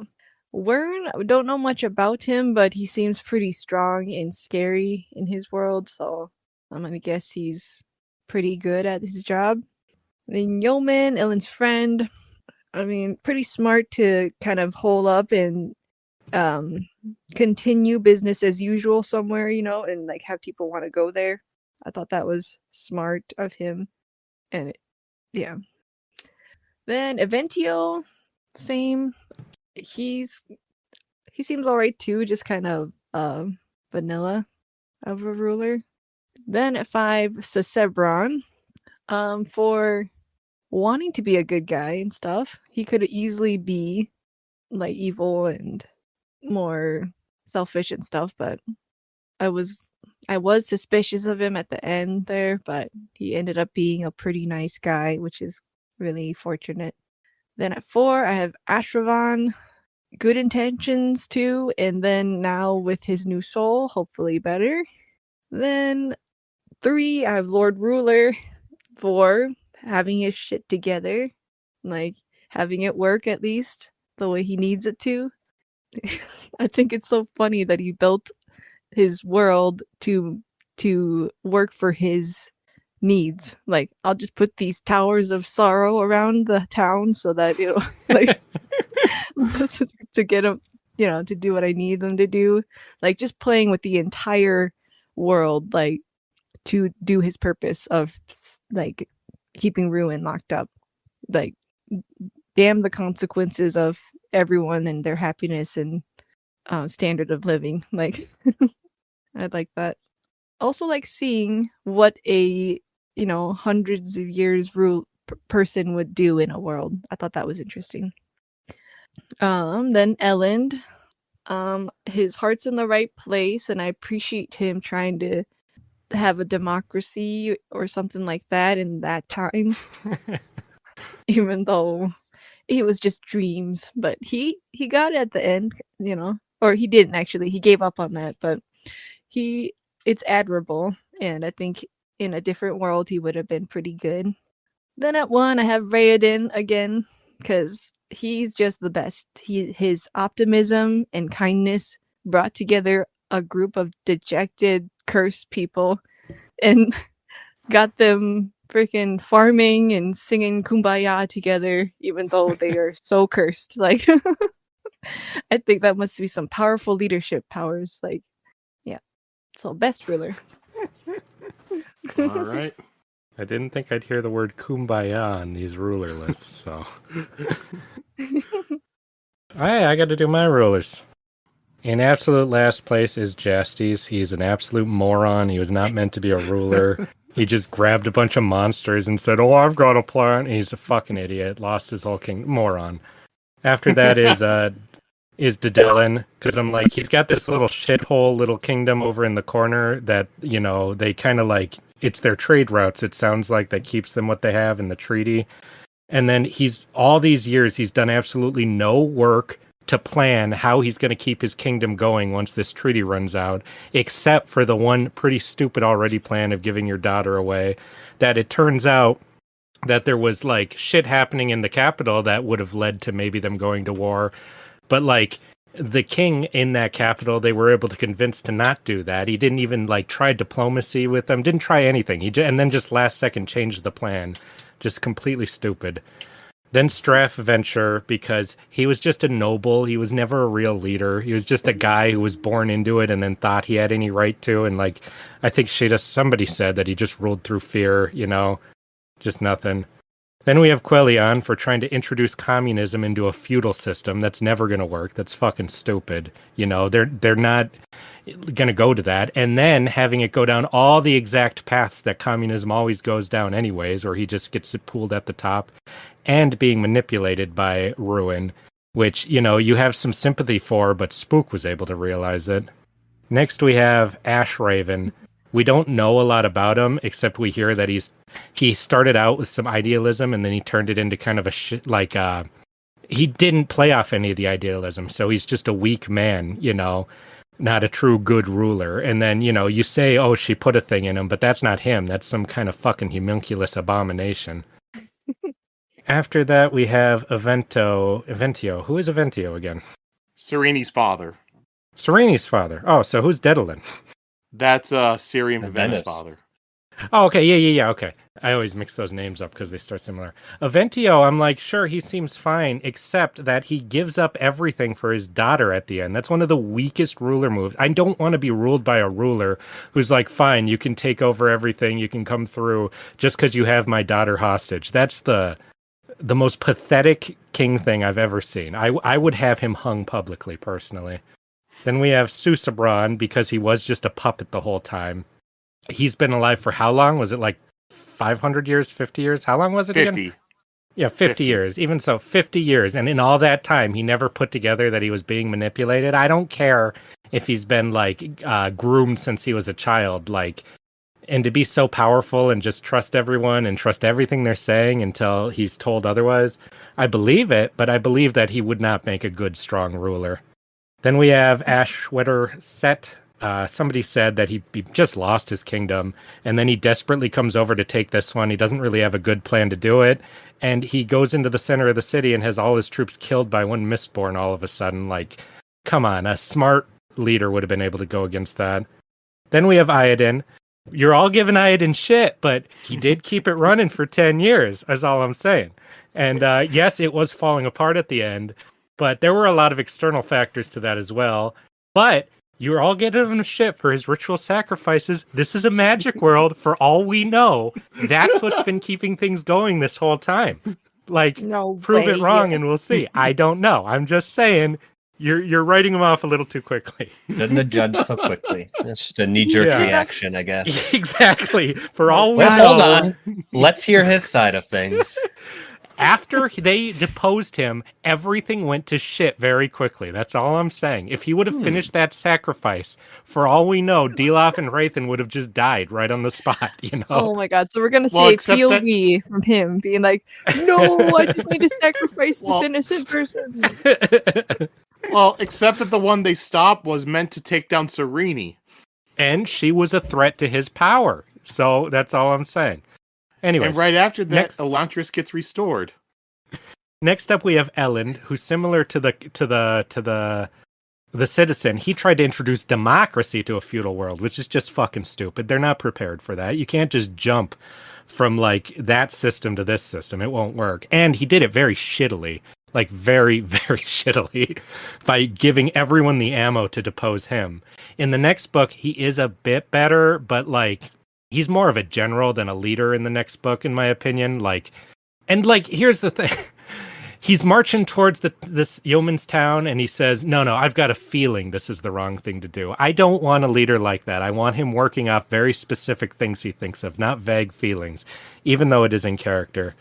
After that, we have Wyrn. We don't know a lot about him, but things seem relatively stable in his kingdom. There's a lot of evil, it seems like, but it's how many of the citizens even notice or care about that? Lord Ruler, if you're a noble, is a pretty excellent ruler. I would really like living under him. If you're a ska, he would be at the absolute bottom of the list, obviously. But the reason he gets so high is because, yes, he fell to evil and did all this psychotic, fucked up shit, but he is the reason they were able to beat Ruin at the end, because he had such long-term plans on how to inevitably stop him when he rises. So that's good. He, however, did lead the rebellion to his own downfall. It was entirely his fault he got overthrown, so he's not higher because of that. Then we have Yeoman because, as you guys said, he was keeping things pretty stable, keeping the lights on, even though the world was about to end. It's not like there was anything he could do to stop the world from ending, so he's just doing his best. And then, like everyone said, Raoden at the top because he went into fucking hell and turned it into a nice, okay place to be. Like, he was able to give people purpose, and he was able to start getting them to try to do farming and actual purposeful stuff. It wasn't just optimism. Like, given time, if you didn't fall to that thing from all the pain you've had, he could probably have built something there. And then when he was fallen to it, he pushed his way through for his own people through all of that agony in order to go do the last second thingamajig with the magic powers. So there's my reason for him to win. One thing I'm just curious about. Would Elend's government he set up, wouldn't that be more of a republic than a democracy? Well, I'm using the words loosely. No, of course, like, but I'm saying he's trying to introduce democratic values, just like the Citizen didn't literally introduce communism. It's those kind of ideas in a world that is not prepared for those ideas in any way whatsoever. So next, Nick will be first, and we'll go over the favorite magic systems. Oh, goody! So you got to remind me what Decor is first. Was that those crazy people? Decor were Dilaf. Does not narrow it down. Was Dilaf? Yeah, that's what the Dilaf and the Decor monks. Yeah. Oh, okay. And they just somebody remind me how their magic worked. I have no memory. So what they did is they because they found some of their bones and they had like symbols carved in their bones. Yeah. So their bones like grew out and stuff, so it was like kind of protruding from their skin and gave them like hardness. And they also did like blood sacrifices with it. Yeah. Because remember, like Dilaf would what made Wraithen leave the monastery was Dilaf like had a guy sacrifice his life so that way Dilaf could teleport 15 minutes away. Yeah. And then somebody remind me what Fearachemy is. I remember that was from that's Sazed. Mistborn. Sazed. Oh yeah. Okay, the metal mines. Yep. I got it now. Okay, thank you. All right. Yep. So the magics we had in our list are Aeon Door, Dakor, Soul Stamps, Blood Sealing, Allomancy, Barochemy, Hemalurgy, Awakening, and Sand Mastery. I know Starmark was mentioned in the Ars Arcanum in White Sand, but we have no idea what it does. And I did not really want to include the Chase Shan thing that Shuden did, because we barely know what that did. I want to rate the Magic Tybo. That was the best one. Do we want to guess each other's? Absolutely, yes. All right, what do you got? For you, I'm going to guess Allomancy. Yeah, Allomancy. Yep. I'll go with Allomancy. Everyone agrees? Well, it must be right then. Did we do everyone's guess at once, or did we do it before they said it? I don't remember. Before they did their list. Okay. Right, so number 9, Sand Mastery, you could probably guess. Just not enough. Just ribbons. I mean, I already mentioned it when I talked about White Sand earlier. When you describe it that way, it sounds a little effeminate. Just ribbon dancing. Ribbons. Yeah. Or, okay, so Next, Hemalurgy. It can be pretty cool, but to give someone hemalurgic powers is very inefficient and it's really gross. Once someone is endowed with the powers, I guess it's pretty effective, but I just didn't like it as much. Blood Sealing's next. We didn't get a ton of it, but seemed all right. You could make some spooky skeletons, I guess. So that was neat. Awakening is cool. It's not super flashy, but it's kind of interesting. Number 5, I have Dakor. It's pretty metal, like the twisting bones and stuff. And then when they teleported and that one guy just disappeared, and it just implies that he was just sacrificed to do that. That was pretty sick. Soul stamps are 4, and I think they're pretty cool. I think you can do a lot, and I would love to explore it more. Number 3 is actually Allomancy, which I think is really cool.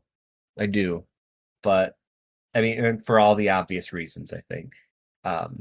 Aeon Door, I have a second. I like the precision of it and the logic of deciding what you're doing, drawing slight modifications to things and different lengths of the marks, and just all of it is very precise. I just thought it was interesting. And then they had aeons just kind of stuck on their walls and stuff doing different things. I don't remember exactly what, but when the city was what it was before, they kind of just had a lot of stuff on autopilot. Number 1 is Ferrochemy. Oh, I should have guessed. What's Yeah. the most mathy one? Yeah. I liked the idea of building the powers you don't need at the moment, because I could just imagine sitting around all day and just storing strength by just being weak, because you don't need to be strong right now, or store weight and strength at the same time, so you'll be light and weak, but it's okay because you're light. Maybe store your senses overnight because you don't need to see or smell or whatever. Just thought of this. God, And the then- worst one to store is health, because you have to be sick. Yeah, that would suck. Maybe if you but want to That's pretend you're okay. sick payoff for a is really day. good. You just turn on the TV in the modern day. It'd be so easy. Yeah. Man, some of my Just be best sick memories for a few are hours. being sick Like, and just playing video games Mhm. all day. I think of that kind of thing in real life. Like, I don't need this right now. I wish I could save it for Mhm. later. Yeah, I think storing health has probably one of the bigger payoffs. And Yeah, then there totally worth it. isn't like a limit on that, is there? How much power you can store in one metal? I think there is, like, if you have like a bigger piece of metal, it can store more than like a smaller piece of that same metal.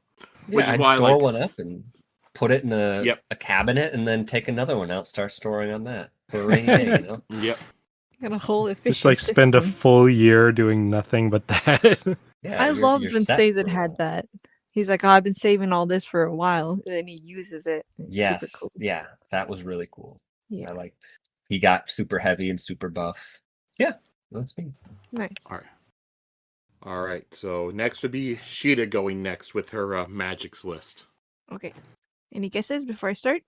Oh yeah. For your top yeah. magic, Once again, I'll say Um, Allomancy. It seems like the go-to. I am going to It's- guess soul stamps. I'm gonna go. I was thinking, not Andor. Let's go Andor. All wrong. I'm gonna go for number 9, blood sealing. I didn't really get it, but it seemed kind of just basic. I don't know if that's true or not. Just kind of like basic blood magic. And then for 8, I have the Dakor. Probably because I'm biased and I didn't like Delof being all magical. But I thought it was also kind of... Also didn't learn too much about it, so maybe that's why. And then at 7, I have Aeon Door. I think it's all right, but I think as far as flashiness goes, I think that's why I rated it so low. Like, it's pretty full. I don't know. Maybe I just like fighting magic more, like more obvious fighting magic. And then at 6, I have Sand Mastery. I actually kind of liked it. I thought it was pretty cool. But yeah, like we already said, not enough stuff, not enough ribbons. Like I wanted to see it explored a lot. I was really excited at first, so. Then 5, Awakening, same thing. I thought it was so interesting. I really liked it. Like I loved the little hay person. I thought it was so cute and I wanted to see more stuff. I was like, "Oh my gosh, what more can it do?" But yeah, not enough stuff with that too. And then 4, I have the soul stamps, which I thought was a very cool idea.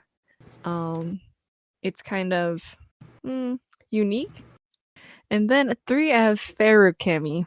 I think it's a pretty cool idea. But I guess I just think it's kind of boring too. Same as not as flashy again. Like it's not maybe not as actiony. It's a little passive. Like you have to prepare for it and stuff. So I think that's a little why I docked it a little. Then at 2, I have Allomancy, which I think is very cool and actiony, and I think that I thought it was just really creative that people get different powers. Maybe this is like my magic girl thing that I like. Like everyone has a specific power, like superpower. I thought that was really cute and fun that there's different kinds of powers. Maybe like X-Men too. I don't know. Okay, but number X-Men 1, 2 specifically. X-Men also. Okay.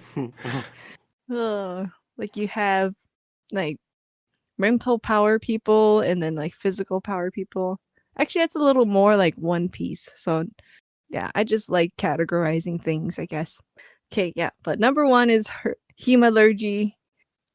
Nick said it was gross, but like I like it. I think that it's maybe I like the horror aspect of it too, like the freaking gory, bloody aspect of it. It seems I think it's funny that it's actually really ineffectual, like ineffective. What's Inefficient?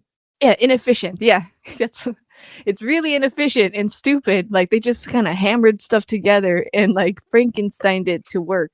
Like I don't think this is normal. I think it's all like, yeah, like jury rigged together.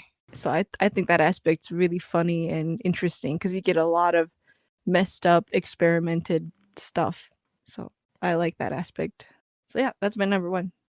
Did anyone guess that? Nobody? No. No. 0 points for Gryffindor. You said I'd be a Ravenclaw. All right, Ravenclaw 2 then. Well, anyone can go to Gryffindor. That's the thing. You can have the tendencies of a different one, but if you also think, I'd like to be a little hero, then you can be put in Gryffindor. I don't think So that I think you might Joe, wind though. up there, Joe. I guess that kind of sounds like Joe. Mm-hmm. Yeah. Then Nick would be Ravenclaw 2, I think. I think so. Sure. Yeah. Likes the math. There's no math in wizardry. Yeah. No, I think you'd find it needlessly frustrating to be a wizard. Yeah. That reminds me. Okay, I now saw- say Expelliarmus. How's that work? What do you mean, how's that work? Where's the magic come from? Why Just do I have do to it. swish it like this? All right, you're a muggle now. Get out of here. No, Right. there is math in it. If you in the potions It's class, stupid it's math, a lot though. of Yeah, It yeah, makes one no sense. frog leg and No. one mouse tail may equal like it's No, nonsense. it'd be like two stir your pot 2 strokes this way and then 1 counterclockwise and then another 2 clockwise and you're gonna just be frustrated. It reminds me of a video I saw of an animation of Batman and talking to a Green Lantern and just getting increasingly frustrated as he tries to explain. Batman tries to explain the math and logic of where his powers come from, and then he keeps asking questions, and then he says, "Oh, my powers come from this place, way light years away, and he's like, the power loss, and he calculates everything, and he keeps, he just, It's just yeah, powered by will, bro. Like, shut and, up. and it's made of light, but it has mass. The power would have to be this 500 to the power of. Oh, that's funny. Actually was calculating everything, but that'd be me. No, Bruce, you don't understand. I have the ability to overcome great fear. Yeah, so do I. That's my whole thing. Only Sheta, I that. kind of cut out for a second, but I am shocked that hemalurgy was your answer. Yeah, I was a little thrown. Just shocked. It's the Well, I most love the- fucked up thing. I love the Kandra, and I do like the Kolas too. Like, Is that why? Is that? yeah, Kandra magic is based off of hemalurgy. I didn't think it that far. Okay. Yeah. I mean, technically, Vin had hemalurgy too. That's why she could pierce copper clouds. Mm-hmm. It's the most powerful one. And I think if they experimented more, it would be all of them. Actually, like experimenting. Don't forget, it said that the Lord Ruler experimented for 1,000 years and never found a single more point. Because you have to just know it. Because it has to be a certain power goes into a certain part of the body in a certain angle. So he experimented. I would for love 1,000 to watch years. those experiments. All right, grab 100 guys, put this one thing in 100 different parts of their body, see what happens. Nothing for 100 times. Well, that's a shame. No, when you think of it that way, he needed the ska because he needed a disposable group of people to experiment on to find a power that could rival Ruin. So maybe he needs to go up on my leader list. Mm-hmm. He had a plan. But the thing is, he tried to keep Allomancy out of the ska, but he would have to spike people who have to kill have to have allomantic powers. Well, still smart. You don't None. want too many ska with powers. Ugh. But yeah, that's kind of what the Inquisitors would do. If they found out a ska had powers, take them, and then they turn into a spike. All right, whose magic are we on? Is it me or is it's gonna be Joe? mine. It shows. It's me. All right. What do you think my number one magic is? Allomancy. Yes, elemency. That seems too simple. Sand Soul mastery. stab. No. Hmm. Soul stand. Maybe I'm gonna go with I am Joe. What do I like? 1, 2, 3. I'm gonna go with Aeon Door. All right. So at number 9, I have Sand Mastery.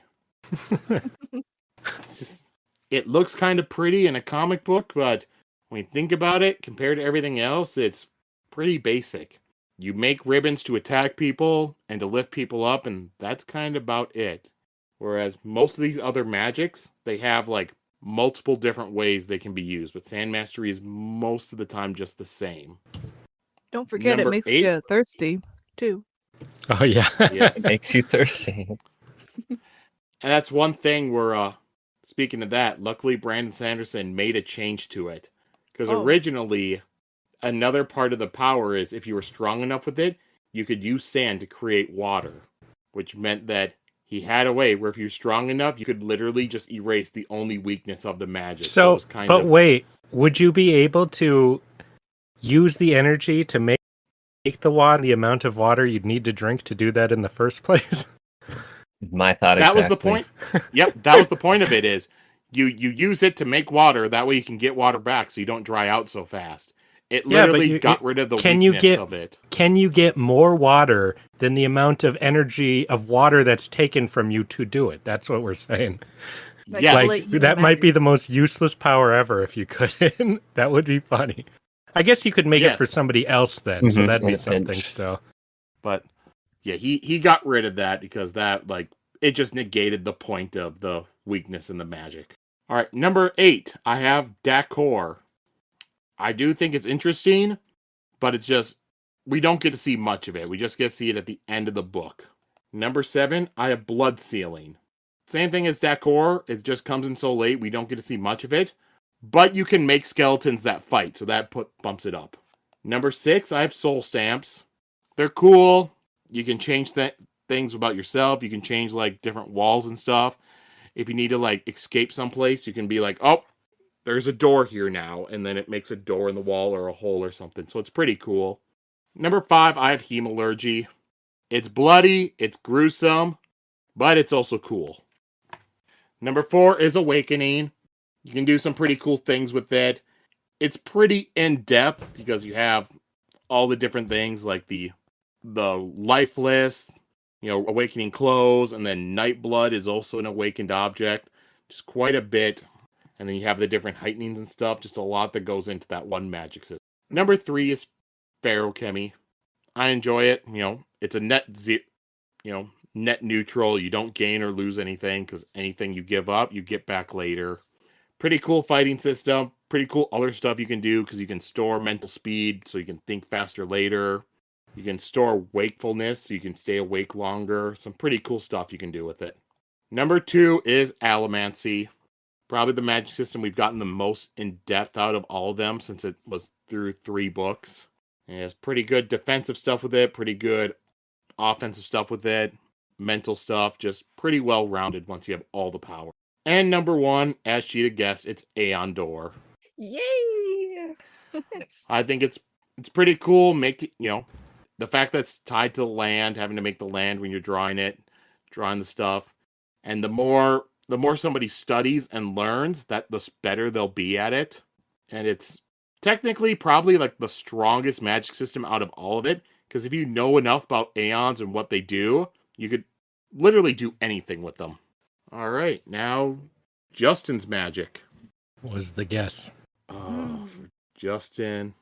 You got it. Just because you probably would like to overmaster more than anyone.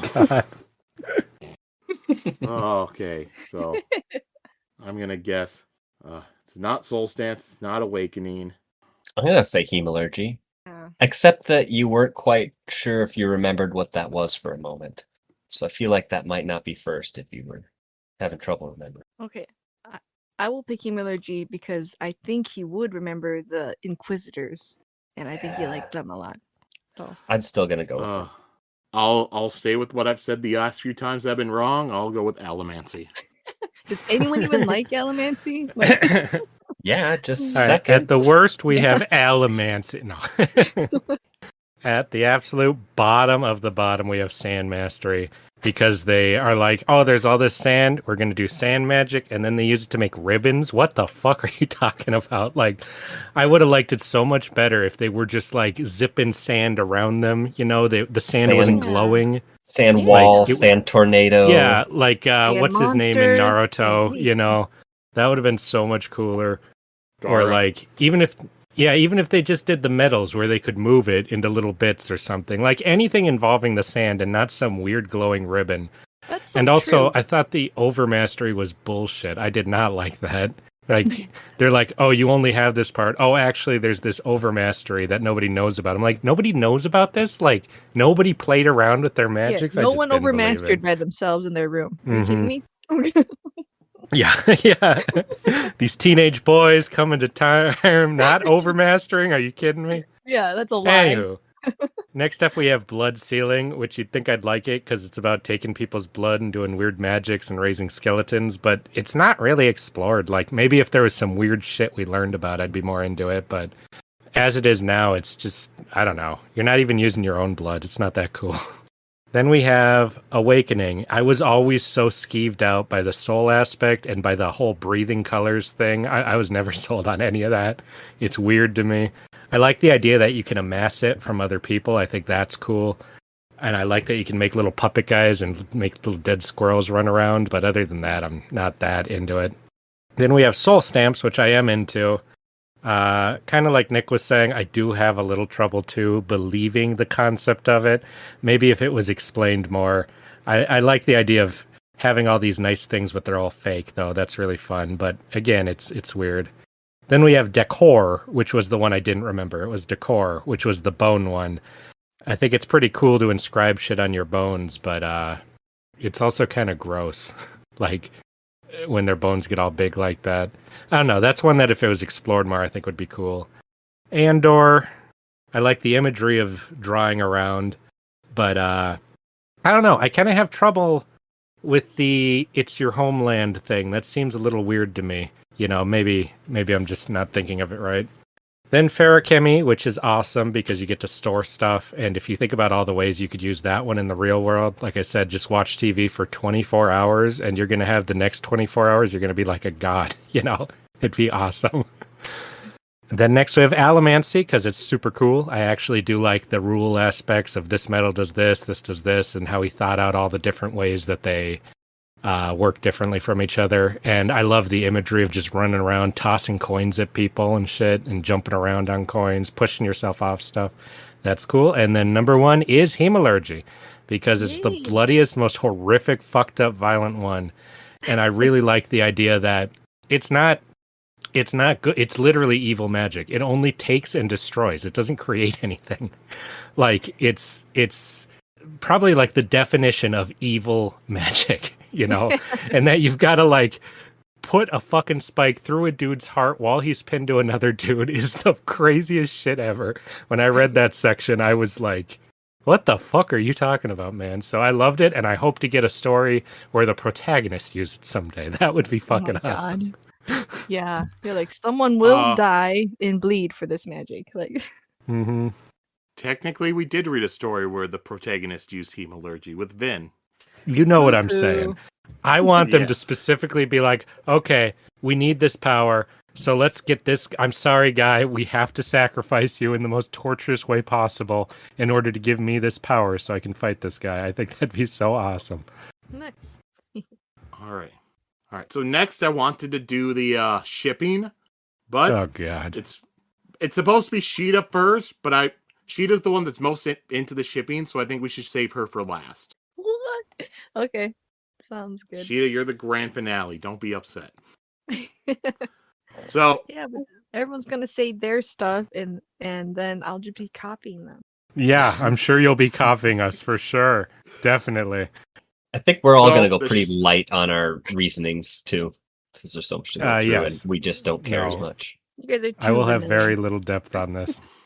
But I just want to get a bunch of these on here. So the list, we have Raoden Serini, Wraithen Serini, Shuden Tarina, Vin Elend, Shan Elend, Vin Spook, Vin Kelsier, Sazed Tindwill, Tensoon Milan, Breeze Alrian, Vin Zane, Spook Beldre, Straff Amaranta, Siri Susabron, Jules Claude, Vivenna Vasher, Lightsong Blushweaver, Vivenna Parlin, Jules Parlin, Vivenna Claude, Vivenna Susabron, Kenton Chris, and Chris Nilto.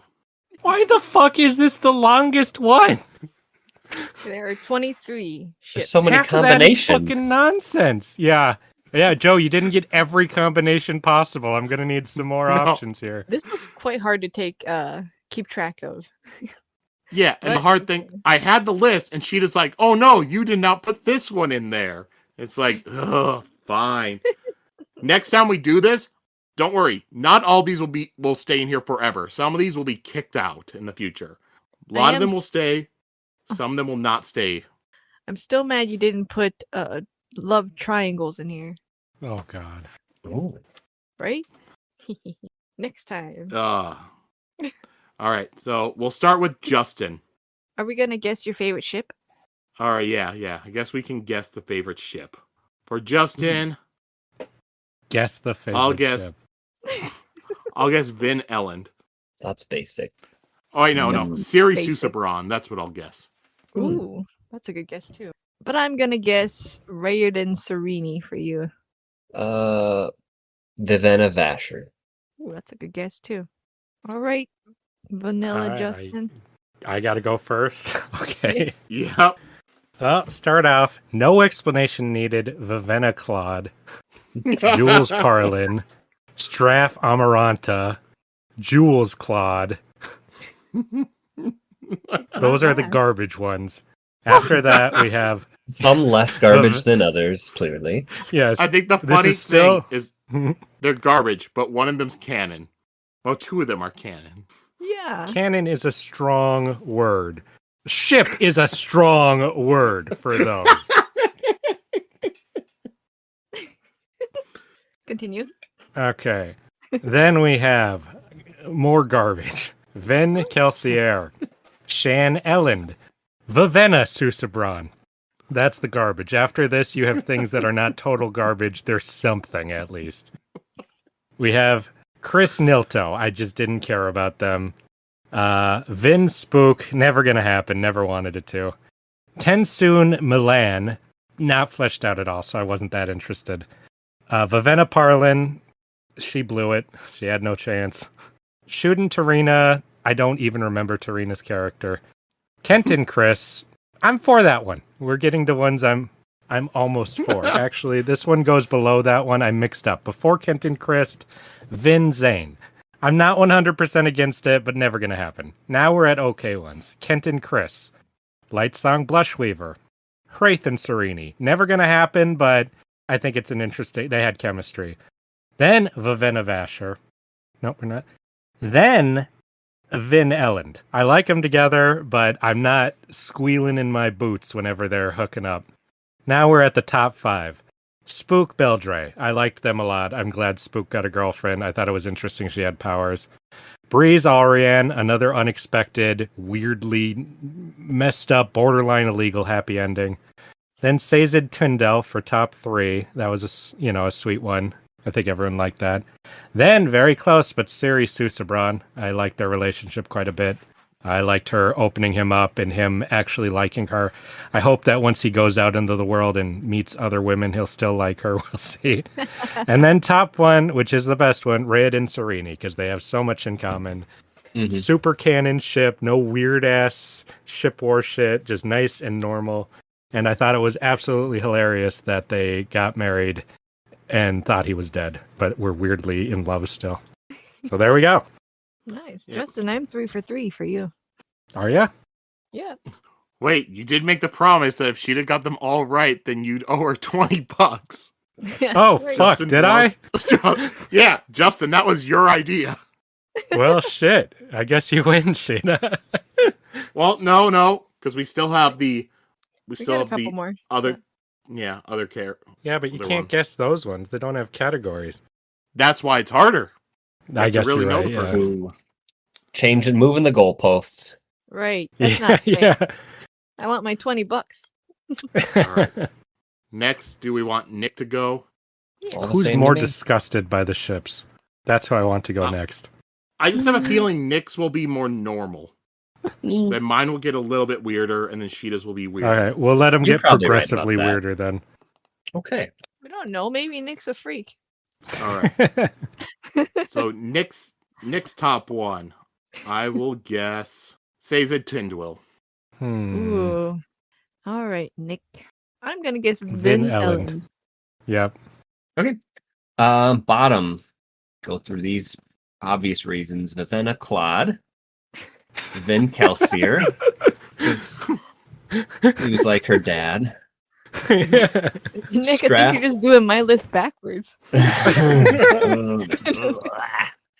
Straff Amaranta, because I don't think that was a relationship. This one's a little low. Wraithen and Serini, they had a little chemistry, but it was just weird at the end when he's like, I love you, by the way. From what Joe said, a lot of people fucking hate that one. So. It felt shoehorned, and it didn't need to happen. Maybe there you could have had something, but... Literally, you get rid of that one line, you get rid of that sentence where he said that he loves her, nothing changes. No it shit. does not change the story at all. Yeah. That's why we are there. Next, Jules and Parlin, because I don't think they had barely anything. Did they even really talk to each other much? Nick, you're taking Did I the miss fun something? out of this. Yeah, Okay, yeah. sorry. Yeah. You have to That's funny. Yeah, they did. Parlin had a thing for Jules. She did not, because she had a thing for Claude, and Vivenna was getting all upset about them having a thing. And Parlin used to have a thing for Vivenna. That probably, unless he had a thing for both of them at the same time. Ooh, Parlin. Yeah, he kind of had a thing for Vivenna when they were growing up, but he grew out of that because she was always kind of a jerk to him. Right. Well, I have Jules and Claude next because maybe? There's no maybe about it. That's a maybe. Vivenna and Susebron, I don't think she would have done well in that role. I don't know if she would have done what Ciri was able to do. Chris and Nilto, didn't feel anything for that. Tensoon and Milan. Shan and Elend, we're starting to get around the middle, so this is a little bit indifferent. Don't hate it. Vin and Zane, felt like it could be something at first, but it was pretty bad overall. I don't know. Vivenna and Parlin, Kenton and Chris, Spook and Beldre, Vin and Spook. So I thought maybe that could have been something. It was cute, I guess, that Spook liked her. But and then I actually have Vin and Elend pretty low. They were good together, I think, but I just wasn't that interested in their relationship. Breeze and Alrian, I thought that was cool. I think were both thinking that they were using their soothing writing on each other or something, and they weren't. They just liked each other. Raiden and Sereni, that's high up there. Light Song and Blushweaver, I thought they had a lot of good interactions. It would have been cool to see if anything did happen, but then they both died. Then Shuden and Tarina, I thought they were well together. Why is that so high? I thought they were great together. They didn't get a lot of screen time, but I think I don't know. I don't remember Elantris as well as I wish I did. But it seemed like they were pretty obvious. Seemed to get along. They were pretty. It seemed like a good pair, I guess. I don't know. Ciri and Susebron, 3, Sazed and Tindwyl for 2, and Vashvenna for 1. Oh shoot! I was gonna do all of mine like that. The combo. What do you call those? Oh, come up with names. Oh god. Cerebron. Lightweaver. Tindzen. Lightweaver. Who could forget Straffaranta? Oh my god. Yeah. Vane. Shelland. Velsier. Okay, you're done. You're done. We're cutting you off. Srathan. There you go. Joe, go ahead. All right. That was your number one? Yep. Vashvenna. Yep. Did anyone guess that? Joe? No. I thought That Joe came guessed out of it. left field. No, I guess Sazed Tindwyl. Which is 2. Okay. Yeah, so I got second place. Let's see. All right, my turn. Guess my number one ship. Vashvenna. Raid and Serena. This is tough. Dang. You don't got to put This that whole much thought into it. It doesn't really matter. This whole shipping segment, probably a lot of people just fast forwarding over this part. People don't like shipping. Okay. I don't want to I'm do just doing shipping. I'm doing it because I find it kind of funny and fun. I think it's interesting because there is a lot of romance in these books. So. Sheta, guess Joe's. Okay, I got it. I'm gonna go with Light Song Blushweaver. Blushweaver. Oh god. Yeah, there is a lot of romance in here, and yet we have a bunch of ships on here. You had to put us on, even though there was nothing. So he's got my brain going in that direction. That's why. So we'll start off with the bottom of my list. These will be the garbage ones. 23, Ravenna Claude. 22, Jules Claude. It's a dead guy, okay? It's going to be on the bottom. 21, Straff Amaranta. I only kept this on the list because I just figured that's a good tent pole to know, because I just think that's the worst possible thing. So what winds up below worst possible? Number 20 is Wraith and Sereni. 19, Vin Kelsier. And 18, Vivenna Susebron. Because she, never talked to him. Those are all my bad ships. Next will be my parts where it's going to be the next level up. Not that great. 17, Jules Parlin. 16, Vin Spook. 15, Kenton Chris. And 14, Spook Beldre. I just don't like that one. It was too creepy. Oh my god, Joe. All right. Next surprised. couple, these are going to be the... I was going to pick that for your number one. Sorry. Spook Beldre? Yeah. Almost. All right. The next couple will be more... These are my more indifferent ones. 13, Chris Nilto. 12, Vivenna Parlin. 11, Vivenna Vasher. And now my top 10. These are going to be ones that I more or less like. Number 10, Shan and Elend. I think maybe they could have had something if they actually got married. What is wrong with you? Shan No, not won- Spook and Beldre. Shannon Elland. Yeah. She tried to kill him and didn't care. That was after he ditched her for Vin. All right. So, He- okay. If they actually got married, maybe things would have worked out. It's only the one time Ellen said, maybe she might have only had sex with me until she had a baby, then killed me. That was him guessing. There's no proof she actually thought that. All right. Except for her whole character. We only saw her after he spurned her. I just All don't right. want to hear any of this anti-spook gets laid talk from you. That's all I'm saying. I'm not anti-spook gets laid.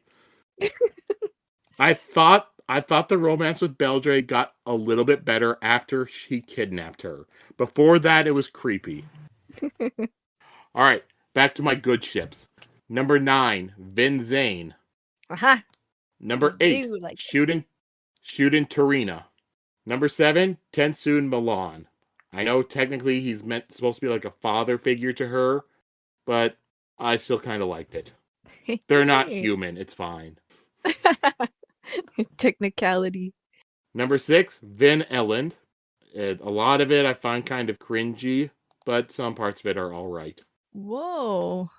You all put that quite lower than I thought. Number 5, Sazed Tindwyl. Number 4, Breeze Ulrianne.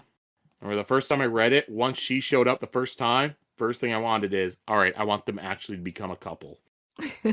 As the story went, I just kept wishing that I don't want either of them to die. I want them to end the story together. I was rooting for him. Number 3, Ciri Susabron. I thought that was a very well-written romance. See it slowly grow and everything. Number 2, Lightsong Blushweaver. I enjoyed all their interactions and stuff, and I really did get the feeling that they, even though throughout it, for a long time, I could not tell if Blushweaver was just manipulating Lightsong or if she actually had feelings for him. But by the end, it really felt like she did actually have feelings and care for him. And from him, it looked like he actually did have feelings for her. But then it was just tragic. And number 1 is Raod and Sereni. Ah, I mean, nice.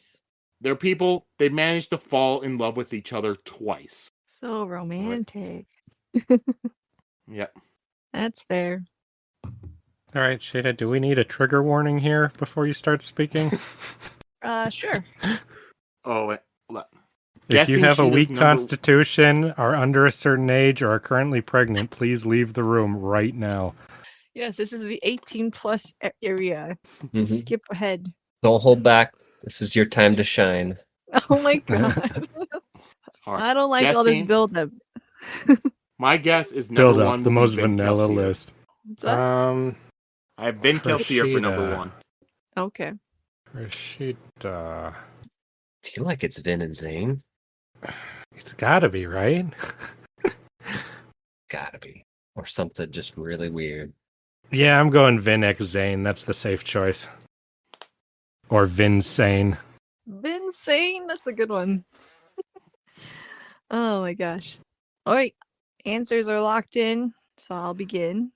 All right, absolutely last on the list is going to be Chris Nilto.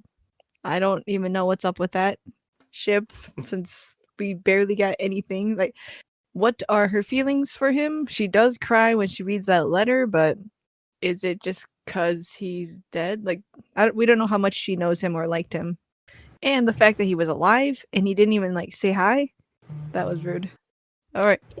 Then, second to last is going to be Ben Elend. What the fuck what are you talking about? Oh, God. You are bullshitting me. I am. I At see. least it wasn't last. Yeah, Oh last time my it was last. god. There Is is it too- oh my Too vanilla fact- for you. You guys all put it pretty low too, so No, we Don't didn't. look It at was like me. 6 for me. I had it Yeah. 6 out of 23. yeah, and that's pretty low. I thought it'd be like number 1 or 2 for all of you. Oh my god. But yeah, you guys same as you guys, kind of kind of boring. Kind of like, okay, they're together. They cuddle sometimes. I don't want to hear the words "same as you guys" after the sentences I'm hearing out of you here. Well, same reasons. They're kind of like, all right, not really that excited about their romance or relationship. I'm just looking Even at though, everything yeah. else that's above it. Yeah.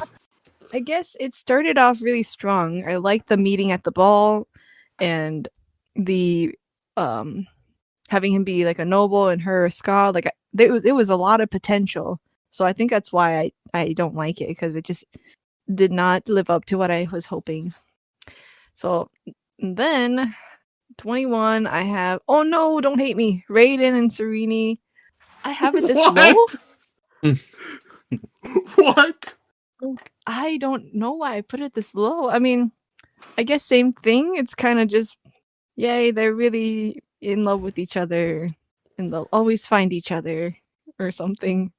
I guess, okay, maybe it's that I like the other ones more than that. Like, these aren't the kind of relationships. Yeah, that's a good excuse. Yeah. So ours were like, here's the 6 we hate, here's the 6 that are okay, here's the 6 we love. Yours are like, here's the 22 that I love, and like the one that's okay. All right. Graf and Amaranta above Raod and Serene. It's just that these are the kind of relationships I'm interested in a story, and the ones that are kind of just like vanilla and basic, I'm like, all right, allow it. Okay. It is kind of sad that Shuden and Tarina are above these two epic romances. Why are you saying that like you don't? You know what? Stop prolonging the suffering. Let's get to the nightmare shit. Okay, yes. Shuden and Tarina, they're cute, I guess. And then Shan Elland, maybe, but she did try to kill him. Then Spook and Beldre, I'm glad for Spook, but I think he could do better. And then oh no, I have Lightsong and Blushweaver at 17. I just didn't really feel their chemistry. I don't know why. Maybe it's just all the flirting and I think I just thought Lightsong had a dead wife or something the whole time. So that kind of ruined the romance in my head. But I was surprised to see at the end that he loved her, so that was kind of. And then Kenton and Chris needed a lot more work on that one, but I did like it. Sazed and Tyndall, they were cute too, but it was too short and too tragic. They had like 2 nights of studying together and that's it. Like, it's too much. Maybe, no, I'm not going to say that. Okay. Then 14, I have Vin and Spook. It was cute at the beginning too. Like, but I think that I wouldn't have wanted Spook to keep chasing after Vin, so that's okay. Then at 13, I have Breeze and Ariane. Romance I never thought I would get. What the fuck are you doing here, Sheta? What are you doing here? I am cringing every time you say something fucking normal. I'm cringing because of the ones she's not saying. Oh exactly. I'm like, what the don't say that. I just put this list in like naturally. I didn't think much about it. So same here. I might have to redo my list, Joe. I want to hear this. Let's go. All right. Then at 12, I got Strath Amaranta because I think their relationship is really interesting. Like to have a go-to gal that you have that you kind of like abuse until she kills you and stuff. Like, okay, that sounded really bad. That's a bonus. She will abuse her till she kills you. No, I like her revenge story. I like her killing him. Like, I like her. You're saying that like we didn't understand what you just said. I like it because it got so toxic and then he was murdered.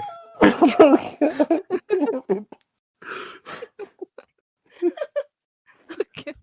See, this is why we had Cheetah go last. Oh my god. Okay. Then at 11, I have Tensoon Milan. I really wanted that to have more details. I didn't expect Tensoon to have a girlfriend or love interest potential, but they didn't really give us enough. And then at 10, I have Ravenna Parlin. I do like oh the my child. god. Stop. The childhood love, like betrothed kind of thing is. I like that, and I like that she got jealous, and her feelings did come out when she was jealous of Jules. Then at 9, see, I have Vivenna Vasher. That's normal Oh my at the god. top 10. Okay, okay. I thought their angry old guy and young naive girl thing was cute. Then at 8, I have Vivenna Susabron because I think that they would have. Oh no, I'm not gonna say that either. Okay. Just imagine Vivenna having to go No. through. Okay. Just move on. Just move on. Okay. All right. And then at 7, Jules Parlin. I really liked that. That maybe Parlin finally got out and was meeting new girls and finally seeing that he doesn't like Vivenna anymore. And then at Jules watched as he got tortured to death. no one can stop Tongfa when he starts doing dumb stuff. All right, then Vivenna Claude. Okay, hear me out. Hear me out, okay? I'm sorry, Nick. Oh, there was sufficient info in there when he gave her a look and he saved her life despite being a zombie. He saved her life twice. And I felt like they had. I'm not even going to argue with your reading of that just to move through the list. Okay. I get it. All Like how she right. only apologized to Nick. Well, because you're a guest and you don't have to hear this. Like, Last time. Never coming back now. I guess I say that, but I forget. Move on, Sheta. Move on. Okay. Then I have Jules Claude. Now that is a real ship because it happens in the book, which I was really surprised to get. That I didn't write that. Then 4, I have Wraith and Sereni because I guess right after it's kind of the same thing where he's never really met anyone as special as Sereni, I guess. When you have me say thank God for the words Wraith and Sereni. All right, and then my top 3. Number 3 is Ven Kelsier. Damn it. Which I thought was in my head only, but they did reference, or Ellen was jealous of Kelsier, and so I'll leave it at that. All right, 2, Siri Susabron. I didn't expect to get this romance, but I really liked it too, and I thought the way their relationship grew was very, very I don't know, I liked it. Then at number 1 is Vin and Zane. I just liked that she had supposedly like her perfect guy in Ellen and stuff, but then it was challenged when Zane shows up and he challenges her dark side and her violent like tendencies. Like she has to really find herself and not just hide that. Like she had to explore it to be like, no, I don't want to be this person. So I like that. It's sometimes your ex makes you stronger is all I'm saying. You did the impossible, Sheta. You made me hear number 1, Vin Zane, and made me think, oh, good, a normal one. Hey, number 2 was Siri Susabron. Yeah. See? It wasn't too bad. Like, it was just that middle part there, you were all just quiet. We all died a little, Sheta. Every time you said a normal couple, and not one of the couples that were Straff Amaranta. Okay, so that's the shipping segment for this episode. Welcome back. All right. I apologize for anybody who hates shipping, but come on, that was hilarious.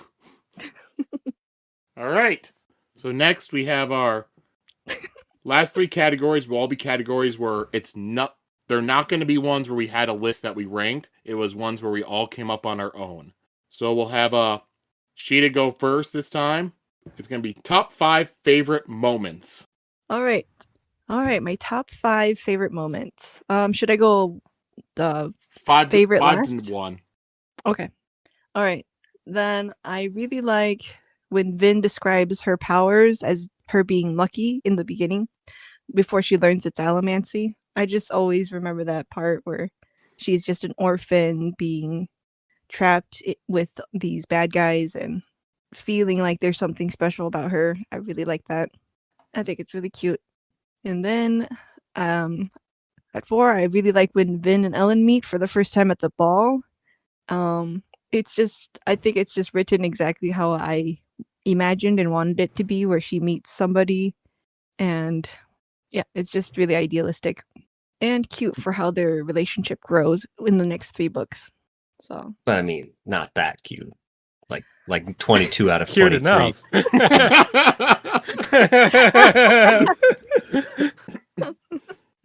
dang, Cute. Nick. But not as Alright. good as the relationship between Vivenna and Claude. What could have been? I like wholesome moments too. This is just Sorry. nice moments. Sorry, go on. Just jabbing you.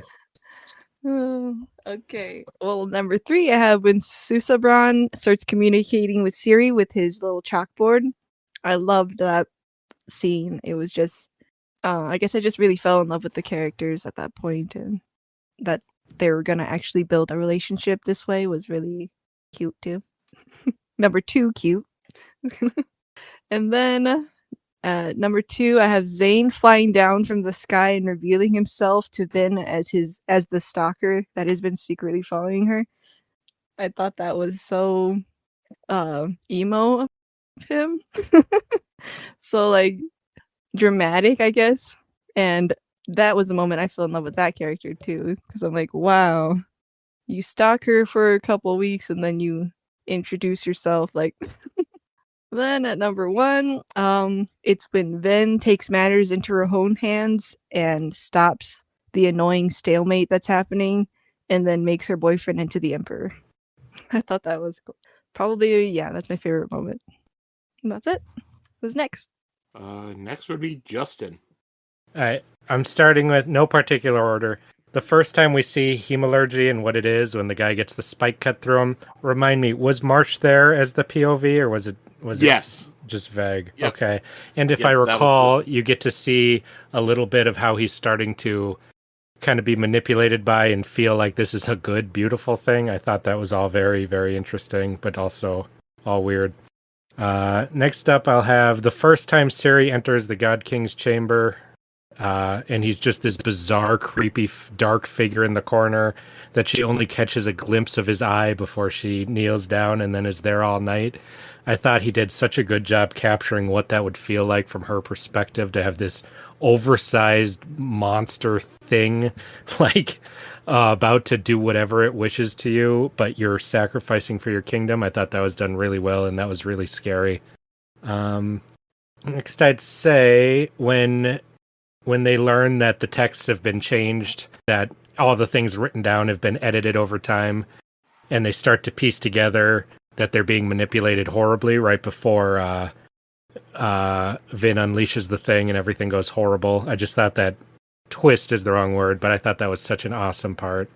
Then it would be when Spook is about to kill the citizen, but then he sees Kelsier leading him on, and he realizes the citizen is seeing something as well, and that he's being manipulated, and he realizes to rip the thing off. I thought that was such a badass part.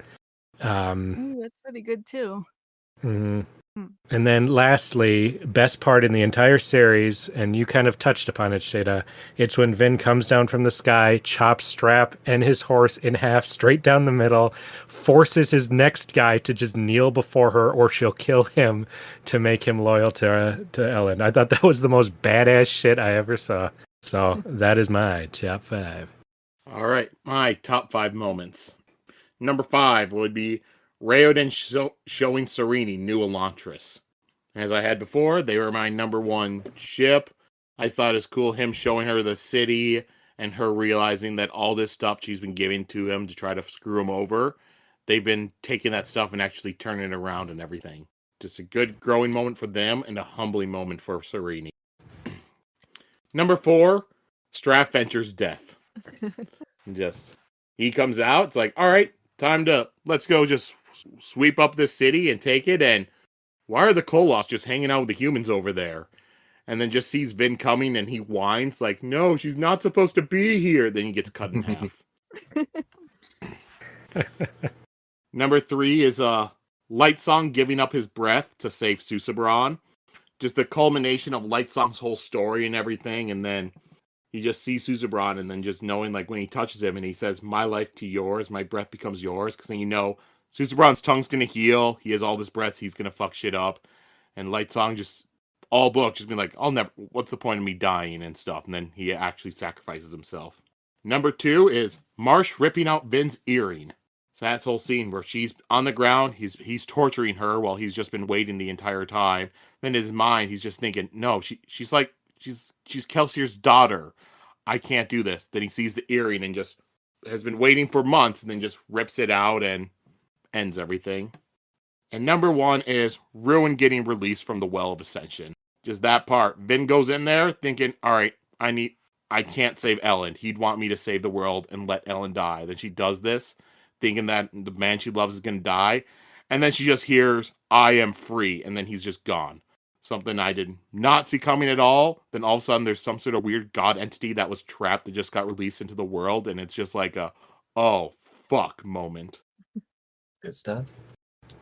All right, I'll go ahead. Honorable mention, the squirrel. That was pretty fun.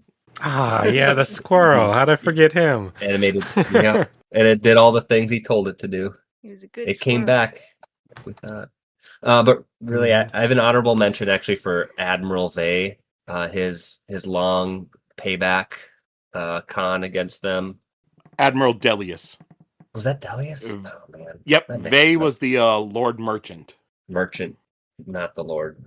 Oh, Admiral. okay, yeah. Yeah, Delius was the Admiral. He's the one that had the big plan. The drunk. Yep. Yep. I thought that was interesting, but it was in white. I think it was just the most interesting thing in White Sand, and that's kind of a low bar, so it didn't make the 5. Number 5 is Straff and Half. We all did that one. Man, that should be an ending. We all liked that. That was a good moment. Number 4 was the end of Hero of Ages when they realize they have a ton of ATM and that everyone there is an ATM misting, so that they can all take it and use it and fight. Number 3 was Kelsier's fight, just his power over the pushing and pulling and all the different things he did with that, flying through the air, the tornado of metals around him. Number 2, Quan's inscription shenanigans, the text being rewritten and stuff, and then like they think they're doing the right thing and everything's good, and then and Ruin's released. And then number 1, Elantris, when he carves the chasm, kind of the huge brain just stopped. Cut this. Climax of the book. Yeah, just everything culminating to that, and he carves the chasm there, and then a whole bunch of stuff happens. Yeah. Dang, everyone had really good scenes. Yep. There's a lot to pick from. And if I had an honorable mention, it would have been Kelsier's death. Jeez. His No. speech and everything, and then how he get smacked on the Yep. face. I mean, sad and unexpected, but memorable. I think everyone knows what my honorable mention would be. Did we?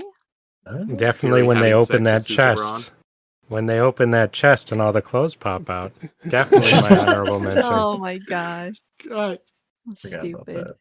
My honorable mention is when Sazed uses his stored up powers at the end and holds that gate with his people at the end.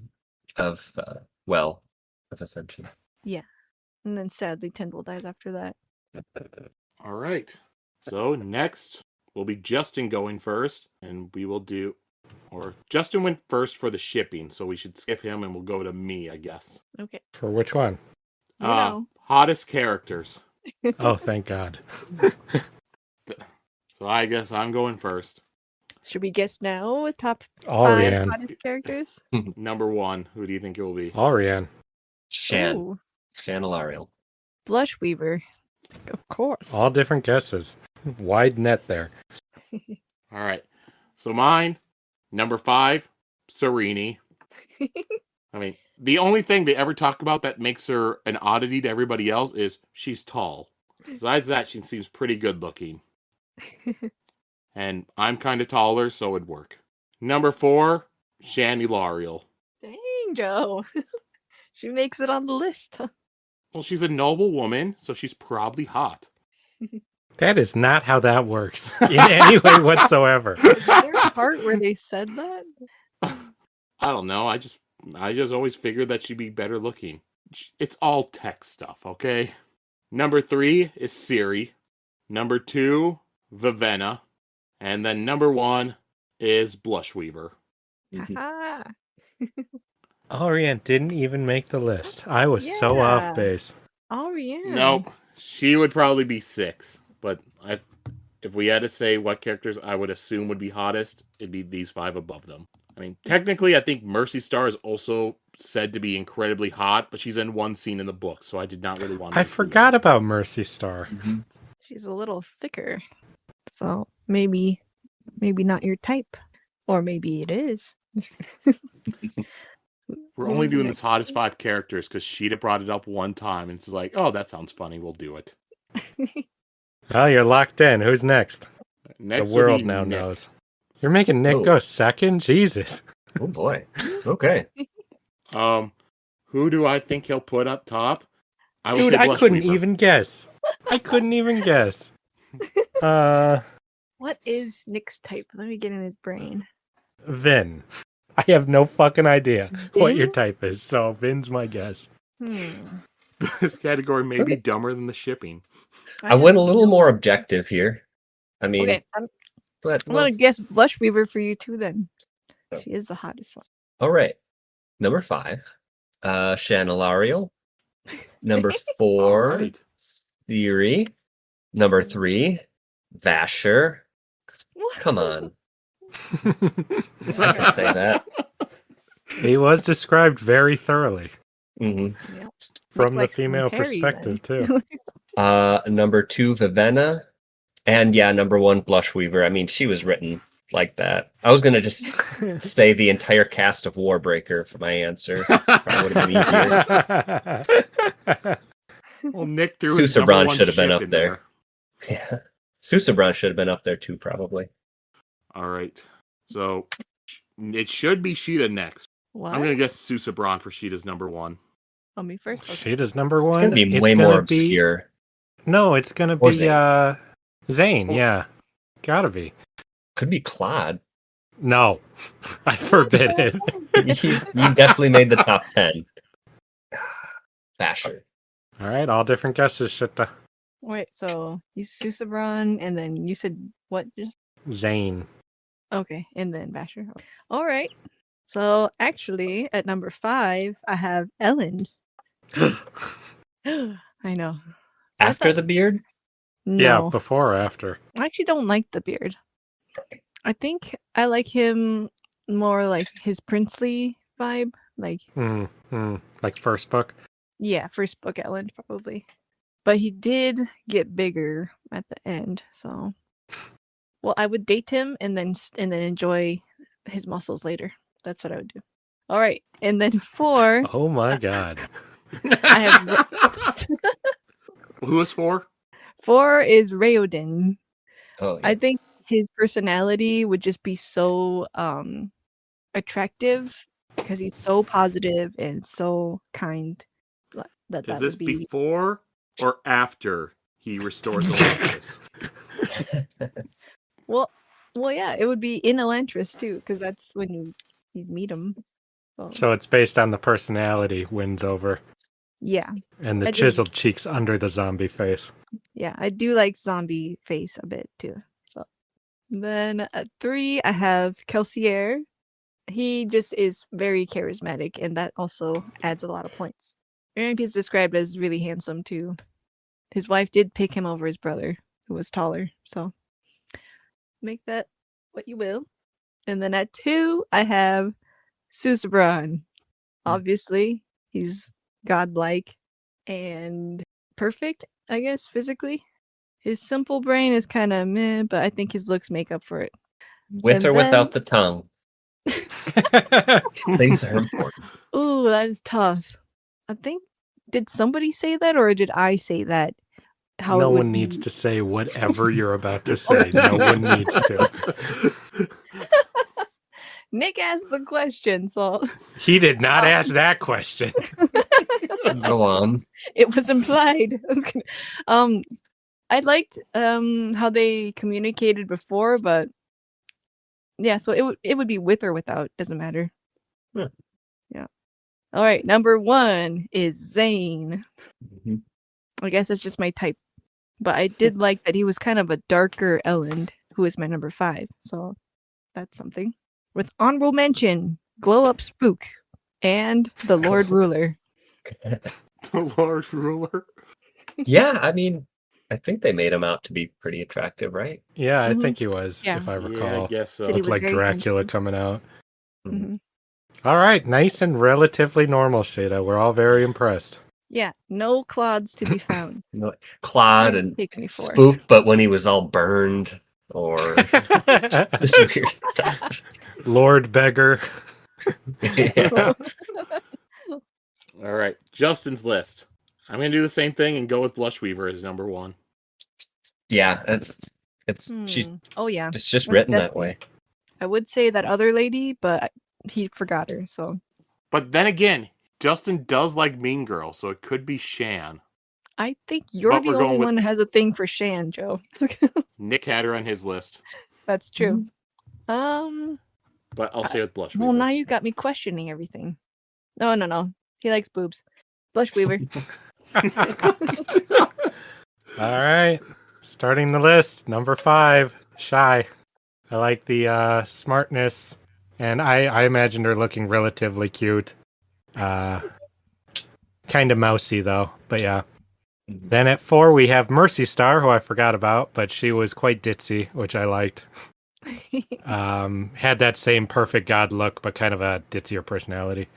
At 3, we have, I think it was this character, Ice, the mean cop lady from the Sandbook. She's a religious Ah. zealot asshole bitch. That's totally up my alley. At 2, we have Ariane, who was just, I mean, Spook liked her. We know what kind of girl Spook likes, and she was Boobs. basically just designed. She was basically just designed to be a enticing girl. And then number 1, we have Shan because she is a total bitch. No way. She is the Oh, meanest what? character in the whole thing. Definitely number Just- 1, no questions. Oh my Should have god. stuck my guns. Yeah, no, you get that point. My goodness. To me, Blushweaver comes on too strong, and I find the god-bodied, oversized god body thing somewhat disturbing. It just always Yep. creeped me out that they were a little bigger than normal people. I put Mercy Mercy Star on Star's because of there. her, what little we saw of her personality. But Blushweaver maybe a bit much woman for me personally. Oh my gosh. I See, don't even Sheeta? know you. Shan got on all 3 of our lists. Right. I didn't know that. Okay. Yeah, she's number 1 on mine. That was the first one I wrote Number down. Easy. 1. I can't believe that. I had no idea. Well, I guess I don't know men at all. All right.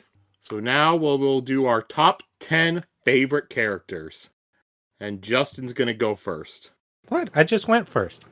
You went No, last. Oh, you no, just I went didn't. I went last. last. What the hell am I talking about? All right. Number 10. And D-Love. wait, He's hold the on. funniest. Oh, sorry. You didn't need to guess yet. guess. I'm sorry. I will Well, guess you know who it's Rathan. not. Wraithen. Oh yeah, definitely Rathan. Wait. All right. Yeah, Wraithen. Yep. Last chance to change. I don't Could be know. like Ruin, but Yeah. Now I'm thinking maybe Ruin or I feel like there's a Strath. small character. Did anyone do like science experiments?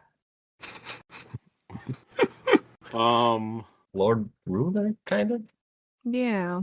But we didn't get to see the experiments. Don't hurt your brain thinking because it doesn't matter that much. Yeah. Okay. Just Go what's ahead. your gut tell you? You do like Wraithen a lot, but I feel like he's gonna be number 2 to somebody else. But I'll just So go with what's your Wraithen. guess? All right. And number 10, I already said, D-Lof. He is the funniest goddamn character in the whole books. I loved I loved his whole character. And Sheta didn't like it when he turned all buff. I thought it was great. It was so weird. Number 9, the Citizen. I loved him so much. I loved his weird color thing. I loved watching him slowly go crazy across the arc he was in. I wish we would have got to see more of him. Number 8, Shay. I liked how she, if I'm pronouncing that right, Shy. Shy, yep. She kept everything in. She was always lying when she would talk. Everything was manipulating people, but she opened up and became better across it. I thought that was an interesting story. 7, we have Vivenna. I really liked her story as starting out as having no idea what the fuck she's doing, but thinking she's the smartest person around, being humbled more than anyone's ever been, and coming out the other side a good person. I like that. 6, we have Breeze. I like that he starts out seeming like he's just a selfish asshole, but he's actually the most sensitive, caring of the entire group by far. And the fact that he made it through that series alive blows my mind. Then we have Yeoman.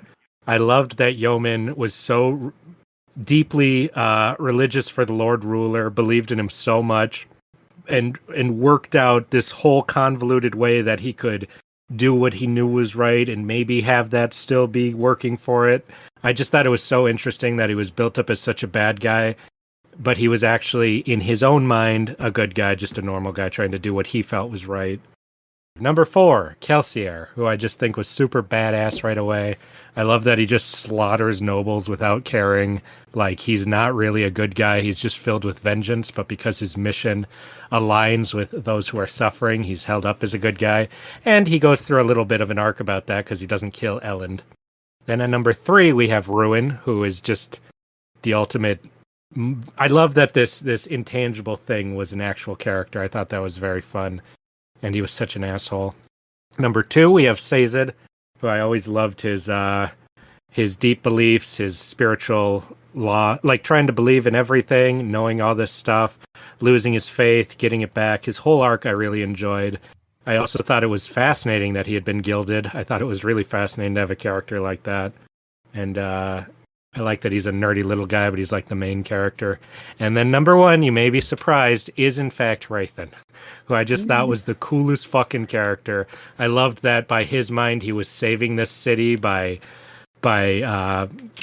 trying to force it to follow the faith he needed to. Otherwise it was going to be put to the sword. I loved how pissed off he was getting by Sereni the whole time. And I think he looks badass in his red armor. Just cool character. Who next? It should be me, I believe. Mm-hmm. Wait. Okay. So who do you guys think my number 1 is? Raiden. Yep, I was gonna say Raiden. Ooh. Yeah, Raiden. Ooh, no. Vin. You know what? I'm gonna go with Vivenna, actually. All right. And first, I have to do an honorable mention because this person, my number 10 and what this person would be number 11, it was so close. But my honorable mention would have to be Karada. Really liked her, and she just barely made the cut. Who is Karada? She in Elantris, she was the person she watched the yep. children, then she got beheaded at the end. Yeah, I remember now. Yeah. All right, so number 10, Galadon. He was funny, he was great sidekick character for Raoden, Kolo, and yeah, I just really like Galadon. Number 9 would be Breeze. Similar to Justin, he just seemed like he was going to be a jerk when the story first starts. Then as it goes, just like, oh, actually, he's actually pretty nice. And then just hoping that he would not die, and he survived. Number 8 is Shy. I enjoyed her, and she's going through, and how many times just like she has her inner dialogue that doesn't match what she's saying to the people. She just keeps bluffing them all the time, thinking, oh man, this is impossible. Just telling them, oh yeah, I can do it. And then she has her pride where she has to see something through because of her artistic pride. Number 7 would be Ciri. I enjoyed her, kind of the fun girl going through and just throughout the story, finding a purpose in her life. She enjoyed being useless, but at the end, she's not useless and she has goals and becoming a confident queen. Number 6 is Marsh. His whole journey, especially in Hero of Ages, just, fighting against ruin and just waiting. And he's thinking in his mind how he failed in the past Mayor chose Kelsier. Marsh quit the rebellion, and then Kelsier comes and did what he wanted to do, or did what Marsh's plan was, and all this. But Marsh waits, and at the last moment, he saves Vin and ruins the whole plan. Number 5 is Sereni. I just found her so entertaining and funny throughout the entire thing. She kept, she came up with plans. They didn't always work. And pretending to be like a dumb blonde early on because that's what Aiden would expect, but then turning that on him. Her tit for tat she had with Raoden when he was Spirit was pretty good, and yeah. Number 4 is Vin. Really good character. A lot of growth with her throughout. She starts off pretty weak, not trusting people. Then because of Kelsier, because of the crew, she learns to trust and everything. Finds love, and then learns to let go of Elend. And in the last book, just deciding to, save the world and then sacrificing her life for it. Number 3 is Vivenna. Vivenna's story arc throughout Warbreaker was just fantastic. Just starting off and just seeing her come in, just having one mind about everything, being broken down, having to change her mind, and especially when she's at the point where she's trying to think. It's like, all right, who am I? And it's like, and it's not one of the stories where it's just like everything she did was wrong and she throws it all away. She realizes there are parts of me that I dislike. There are parts of me that I like. I need to build up the parts that I like and become a better person. Number 2 is Kelsier. He was very entertaining, very good, and comes in. He always smiling, trying to take down the Lord Ruler that way, having a plan to save things. Does kill the nobles. Does start to change towards the end. And, while some people may think that he was just doing stuff for his own ego, we do see inside his mind, and he does want to change things for the Ska, because he knows that that's all wrong. And number 1 is, in fact, Raoden. Yeah, I know he's, compared to other characters, he's not a guy that comes in and he has to have a character arc to change from being, beaten down to becoming a good person. He's a good person from the get-go. He's already a good leader and everything.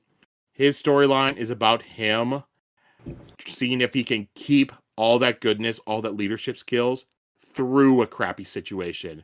Will he be able to overcome the city, or will Elantris break him down? And he manages to, it's hard, but he manages to overcome it and stay who he is at the core. That's good. Nice. All right. Any guesses for mine? Nick's number 1. Kelsier. I'll get that. It's gonna be Vivenna. I'll say Vin. I might Straff. change mine. All right, starting at number 10. I actually chose Chris because I liked that she was really trying to study the magic system, and I wish I could see more people doing that. I mean, I guess Raoden did, but it was wasn't figuring out how it worked, just how to use it, kind of. So I thought I liked her for that, I guess. The rest of these, I think, why they're good, I think most of you touched on all the best points. Breeze I have at number 9. Galadin at 8. I liked how he helped Raoden through that. 7, I have Raoden. 6, I have Shy. I liked how clever she was and, yeah, the way she thinks. I have Vivenna at 5. 4, I have Vin. 3, I have the Lord Ruler. I think I touched on a lot earlier why I think he's really interesting.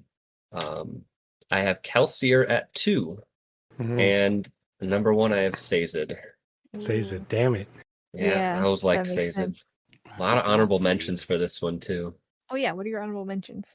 I was going to throw, I think Tensoon was going to be on there for sure.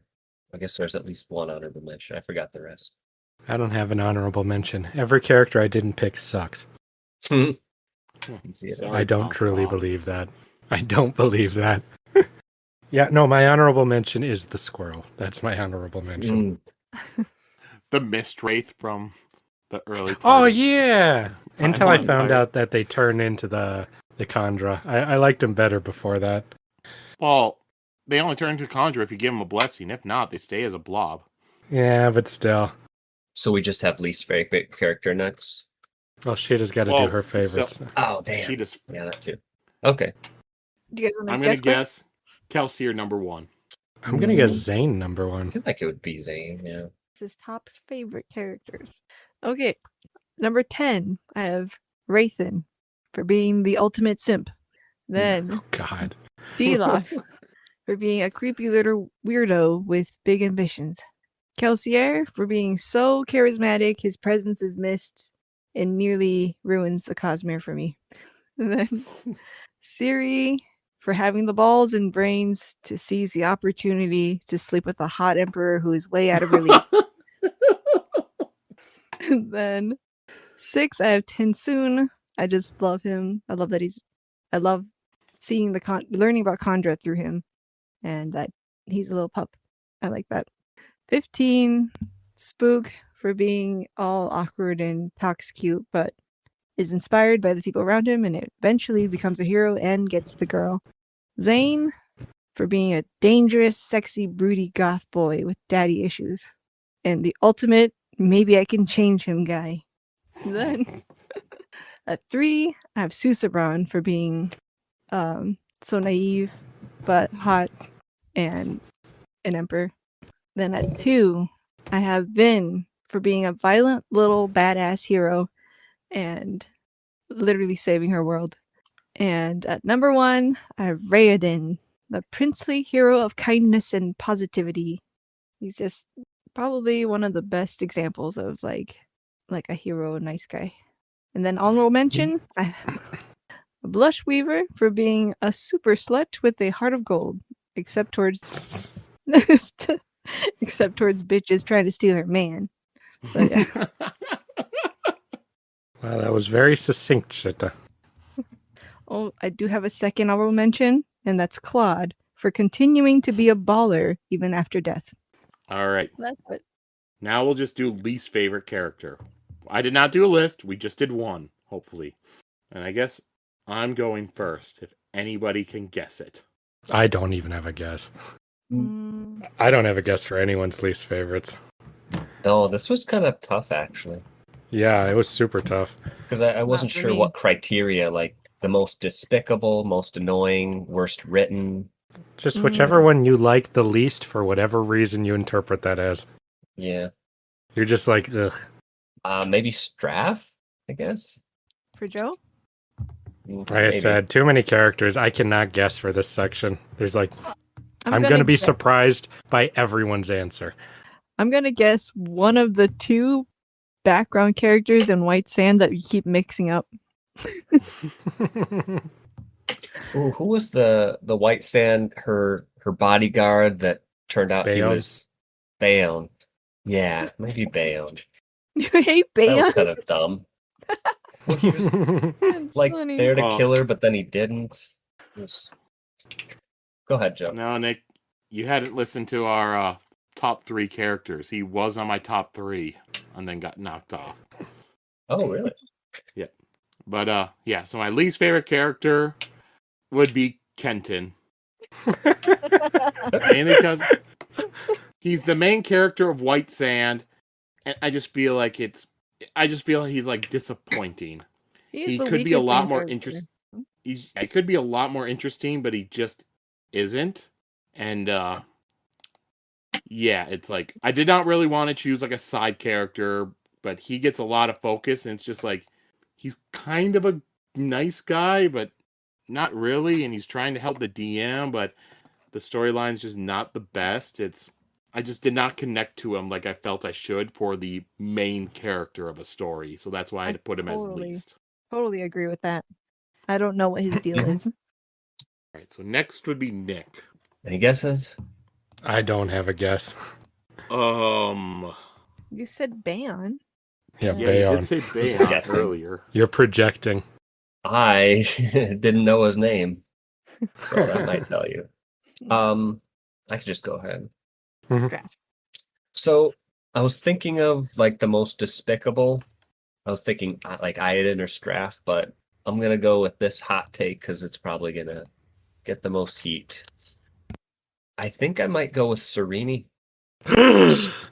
He just felt annoying. She was like always right. She was bulldozing over everybody, acting like she knows the best. She was messing with Raiden when he was asking for things, and he's already in like the shittiest hell ever. And she's like, "I'm gonna Oh, I fuck with this guy know. I even totally worse." agree. Like I was that's just so mad at her. evil. You could To be Yeah. have to fair, do that. at that point, her goal was to bring food into the city. The stuff that Raiden was asking for, those were bribes that she thought she was giving to warlords who were tyrants. So that's why she gave him shit. Yeah, but it was still annoying to know. Yeah. Like, And bitch. this probably changed my opinion a lot, but the voice actor for her was incredibly annoying. Oh man, I hate That probably that. set me down this whole path. I hate that. I definitely get that all the time. I'm like, oh my god, shut up. Like, That for could have changed characters. everything, but here we Yep. are. That's good. That's funny. I get it. I actually was annoyed with her too. Okay, me Alright, next or Sheta? Justin? Me? It's you. Okay. Any guesses? No. K-Ice. None from Nick? No guesses. All right. All right, least favorite character is Tonk Fa. Oh, yeah. I should. Oh, Yeah. He is evil. And worst of all, I found him super annoying and not funny. Yeah, not Getting even way like a too much- fun evil. And he killed Parlin and he ruined a burgeoning love triangle between Ravenna and Jules. And He just ruined the whole story you were building. Yeah, huh? right, he did. And he freaking survives. So like oh man, I thought it was gonna be K-Ice because when we finished Elantris, you gave this whole big rant about how much you disliked the two kids. I don't like them. But yeah, at least they didn't get too much screen time and like, but man, Tonk Fa. And then again, maybe it's the voice actor too, but she did a really stupid voice for him. Like he sounded all dumb and annoying. And so maybe that's why too. All right. If you got any guesses, say them, but you ain't gonna guess it. I'll be surprised. So I'll go with Alstron Cinder. who the fuck is that? Oh He's no. the guy Sheta? that opened that suitcase and it exploded. Oh, yeah. Brava? Oh yeah. No, you did already say you hated Fava. I'm gonna go with the guy that betrayed Ice. Oh, actually, That was the partner. I don't remember his name. I have a different one. I'll go with Yeadon. Who's Yeadon again? Remind So me. you think He's Justin would remember Eden? I know he's the the name. guy that he set up he's the one that hired Kelsier for the job, and then he led the army on a stupid attack and got the entire army No, killed. I love Yeadon. Yeadon's great. This is going to disappoint all of you. It is just Kenton also. I thought Kenton was the boringest fucking protagonist I've ever read. Like, again, he sets up he's going to be all clever and smart, and so I'm all ready for it, but then he's not clever or smart for the entire series after that, not like one time. Most of the plot is done by people around him. He barely does anything. He doesn't even Yeah. inspire people with the power of friendship. All he does is have his best friend fucking kill his own soul in order to help him out, and doesn't even seem to really care that much. Yeah. Like, That's so he doesn't funny. even hook up with the chick. He doesn't have the balls to do it after bringing her down once. He just abandons that. And like, if a couple people just said nah, the whole story would have fallen apart. There was almost nothing he could do. And his brilliant idea is we're going to sell out our services, which is something somebody should have been doing fucking decades ago. I don't know why that's a thing. So Kenton, and the ribbon thing I didn't like. I just found him so boring. I liked everyone else in that story except Kenton. The bar was quite high as an anime protagonist too. Like, come on, at least do something. That's funny. All right. Well, that's all our rankings and lists and stuff that we put together. So that's going to be it for this episode. Looks like it might be a longer one. I'll see where it all winds up after I edit Jesus it. Christ, yeah. Longer than I expected. I knew it would be. So when you're trying to fill time, I was like, You know what? Mhm. Split it in two. Give yourself an extra week buffer. That's But true. cut it out right before Sheta says her top 5 ships. Oh, And my yeah, that's a number one cliffhanger. Right? Cut the commercial. All right. But yeah, yep, so yeah, we're gonna do our normal thing we always do at the end of books and stuff. We're gonna next week, no episode, we're gonna have a week off. And then after that, we'll be coming depending. We may come back with 1-star reviews of Warbreaker if that's all finished and that stuff. If we don't have that ready, then we'll just be coming back with the preview for The Way of Kings. Very exciting. And if anybody out there is following along with us, going through it for the first time, and if you are somebody who does audiobooks, I do recommend to also either buy a physical copy of The Way of Kings or buy like an ebook for The Way of Kings, because there are pictures involved with the book that you would not get with the audiobook. And then as you read along, say if you read like 4 chapters, listen to it, and then just open the book, skim through, and see what pictures might have been included in there. All right. So, yep. Thank you, Nick, for joining us. Thanks, Justin Sheta, for being here as normal. Yep. So, everyone go off, for the next 2 weeks and, get jiggy. I don't know. Put some ships together. Yeah. Come up with your own ships. Start shipping characters but that aren't in the same series. Oh my gosh. We don't need any more of that. Yeah, come up with your favorite crossover ships and tell us. If they're in the same book, it's not allowed. It has to be crossovers. And leave comments about it. I will be leaving for that section. All right. Until then, everyone, bye. Bye-bye. Bye.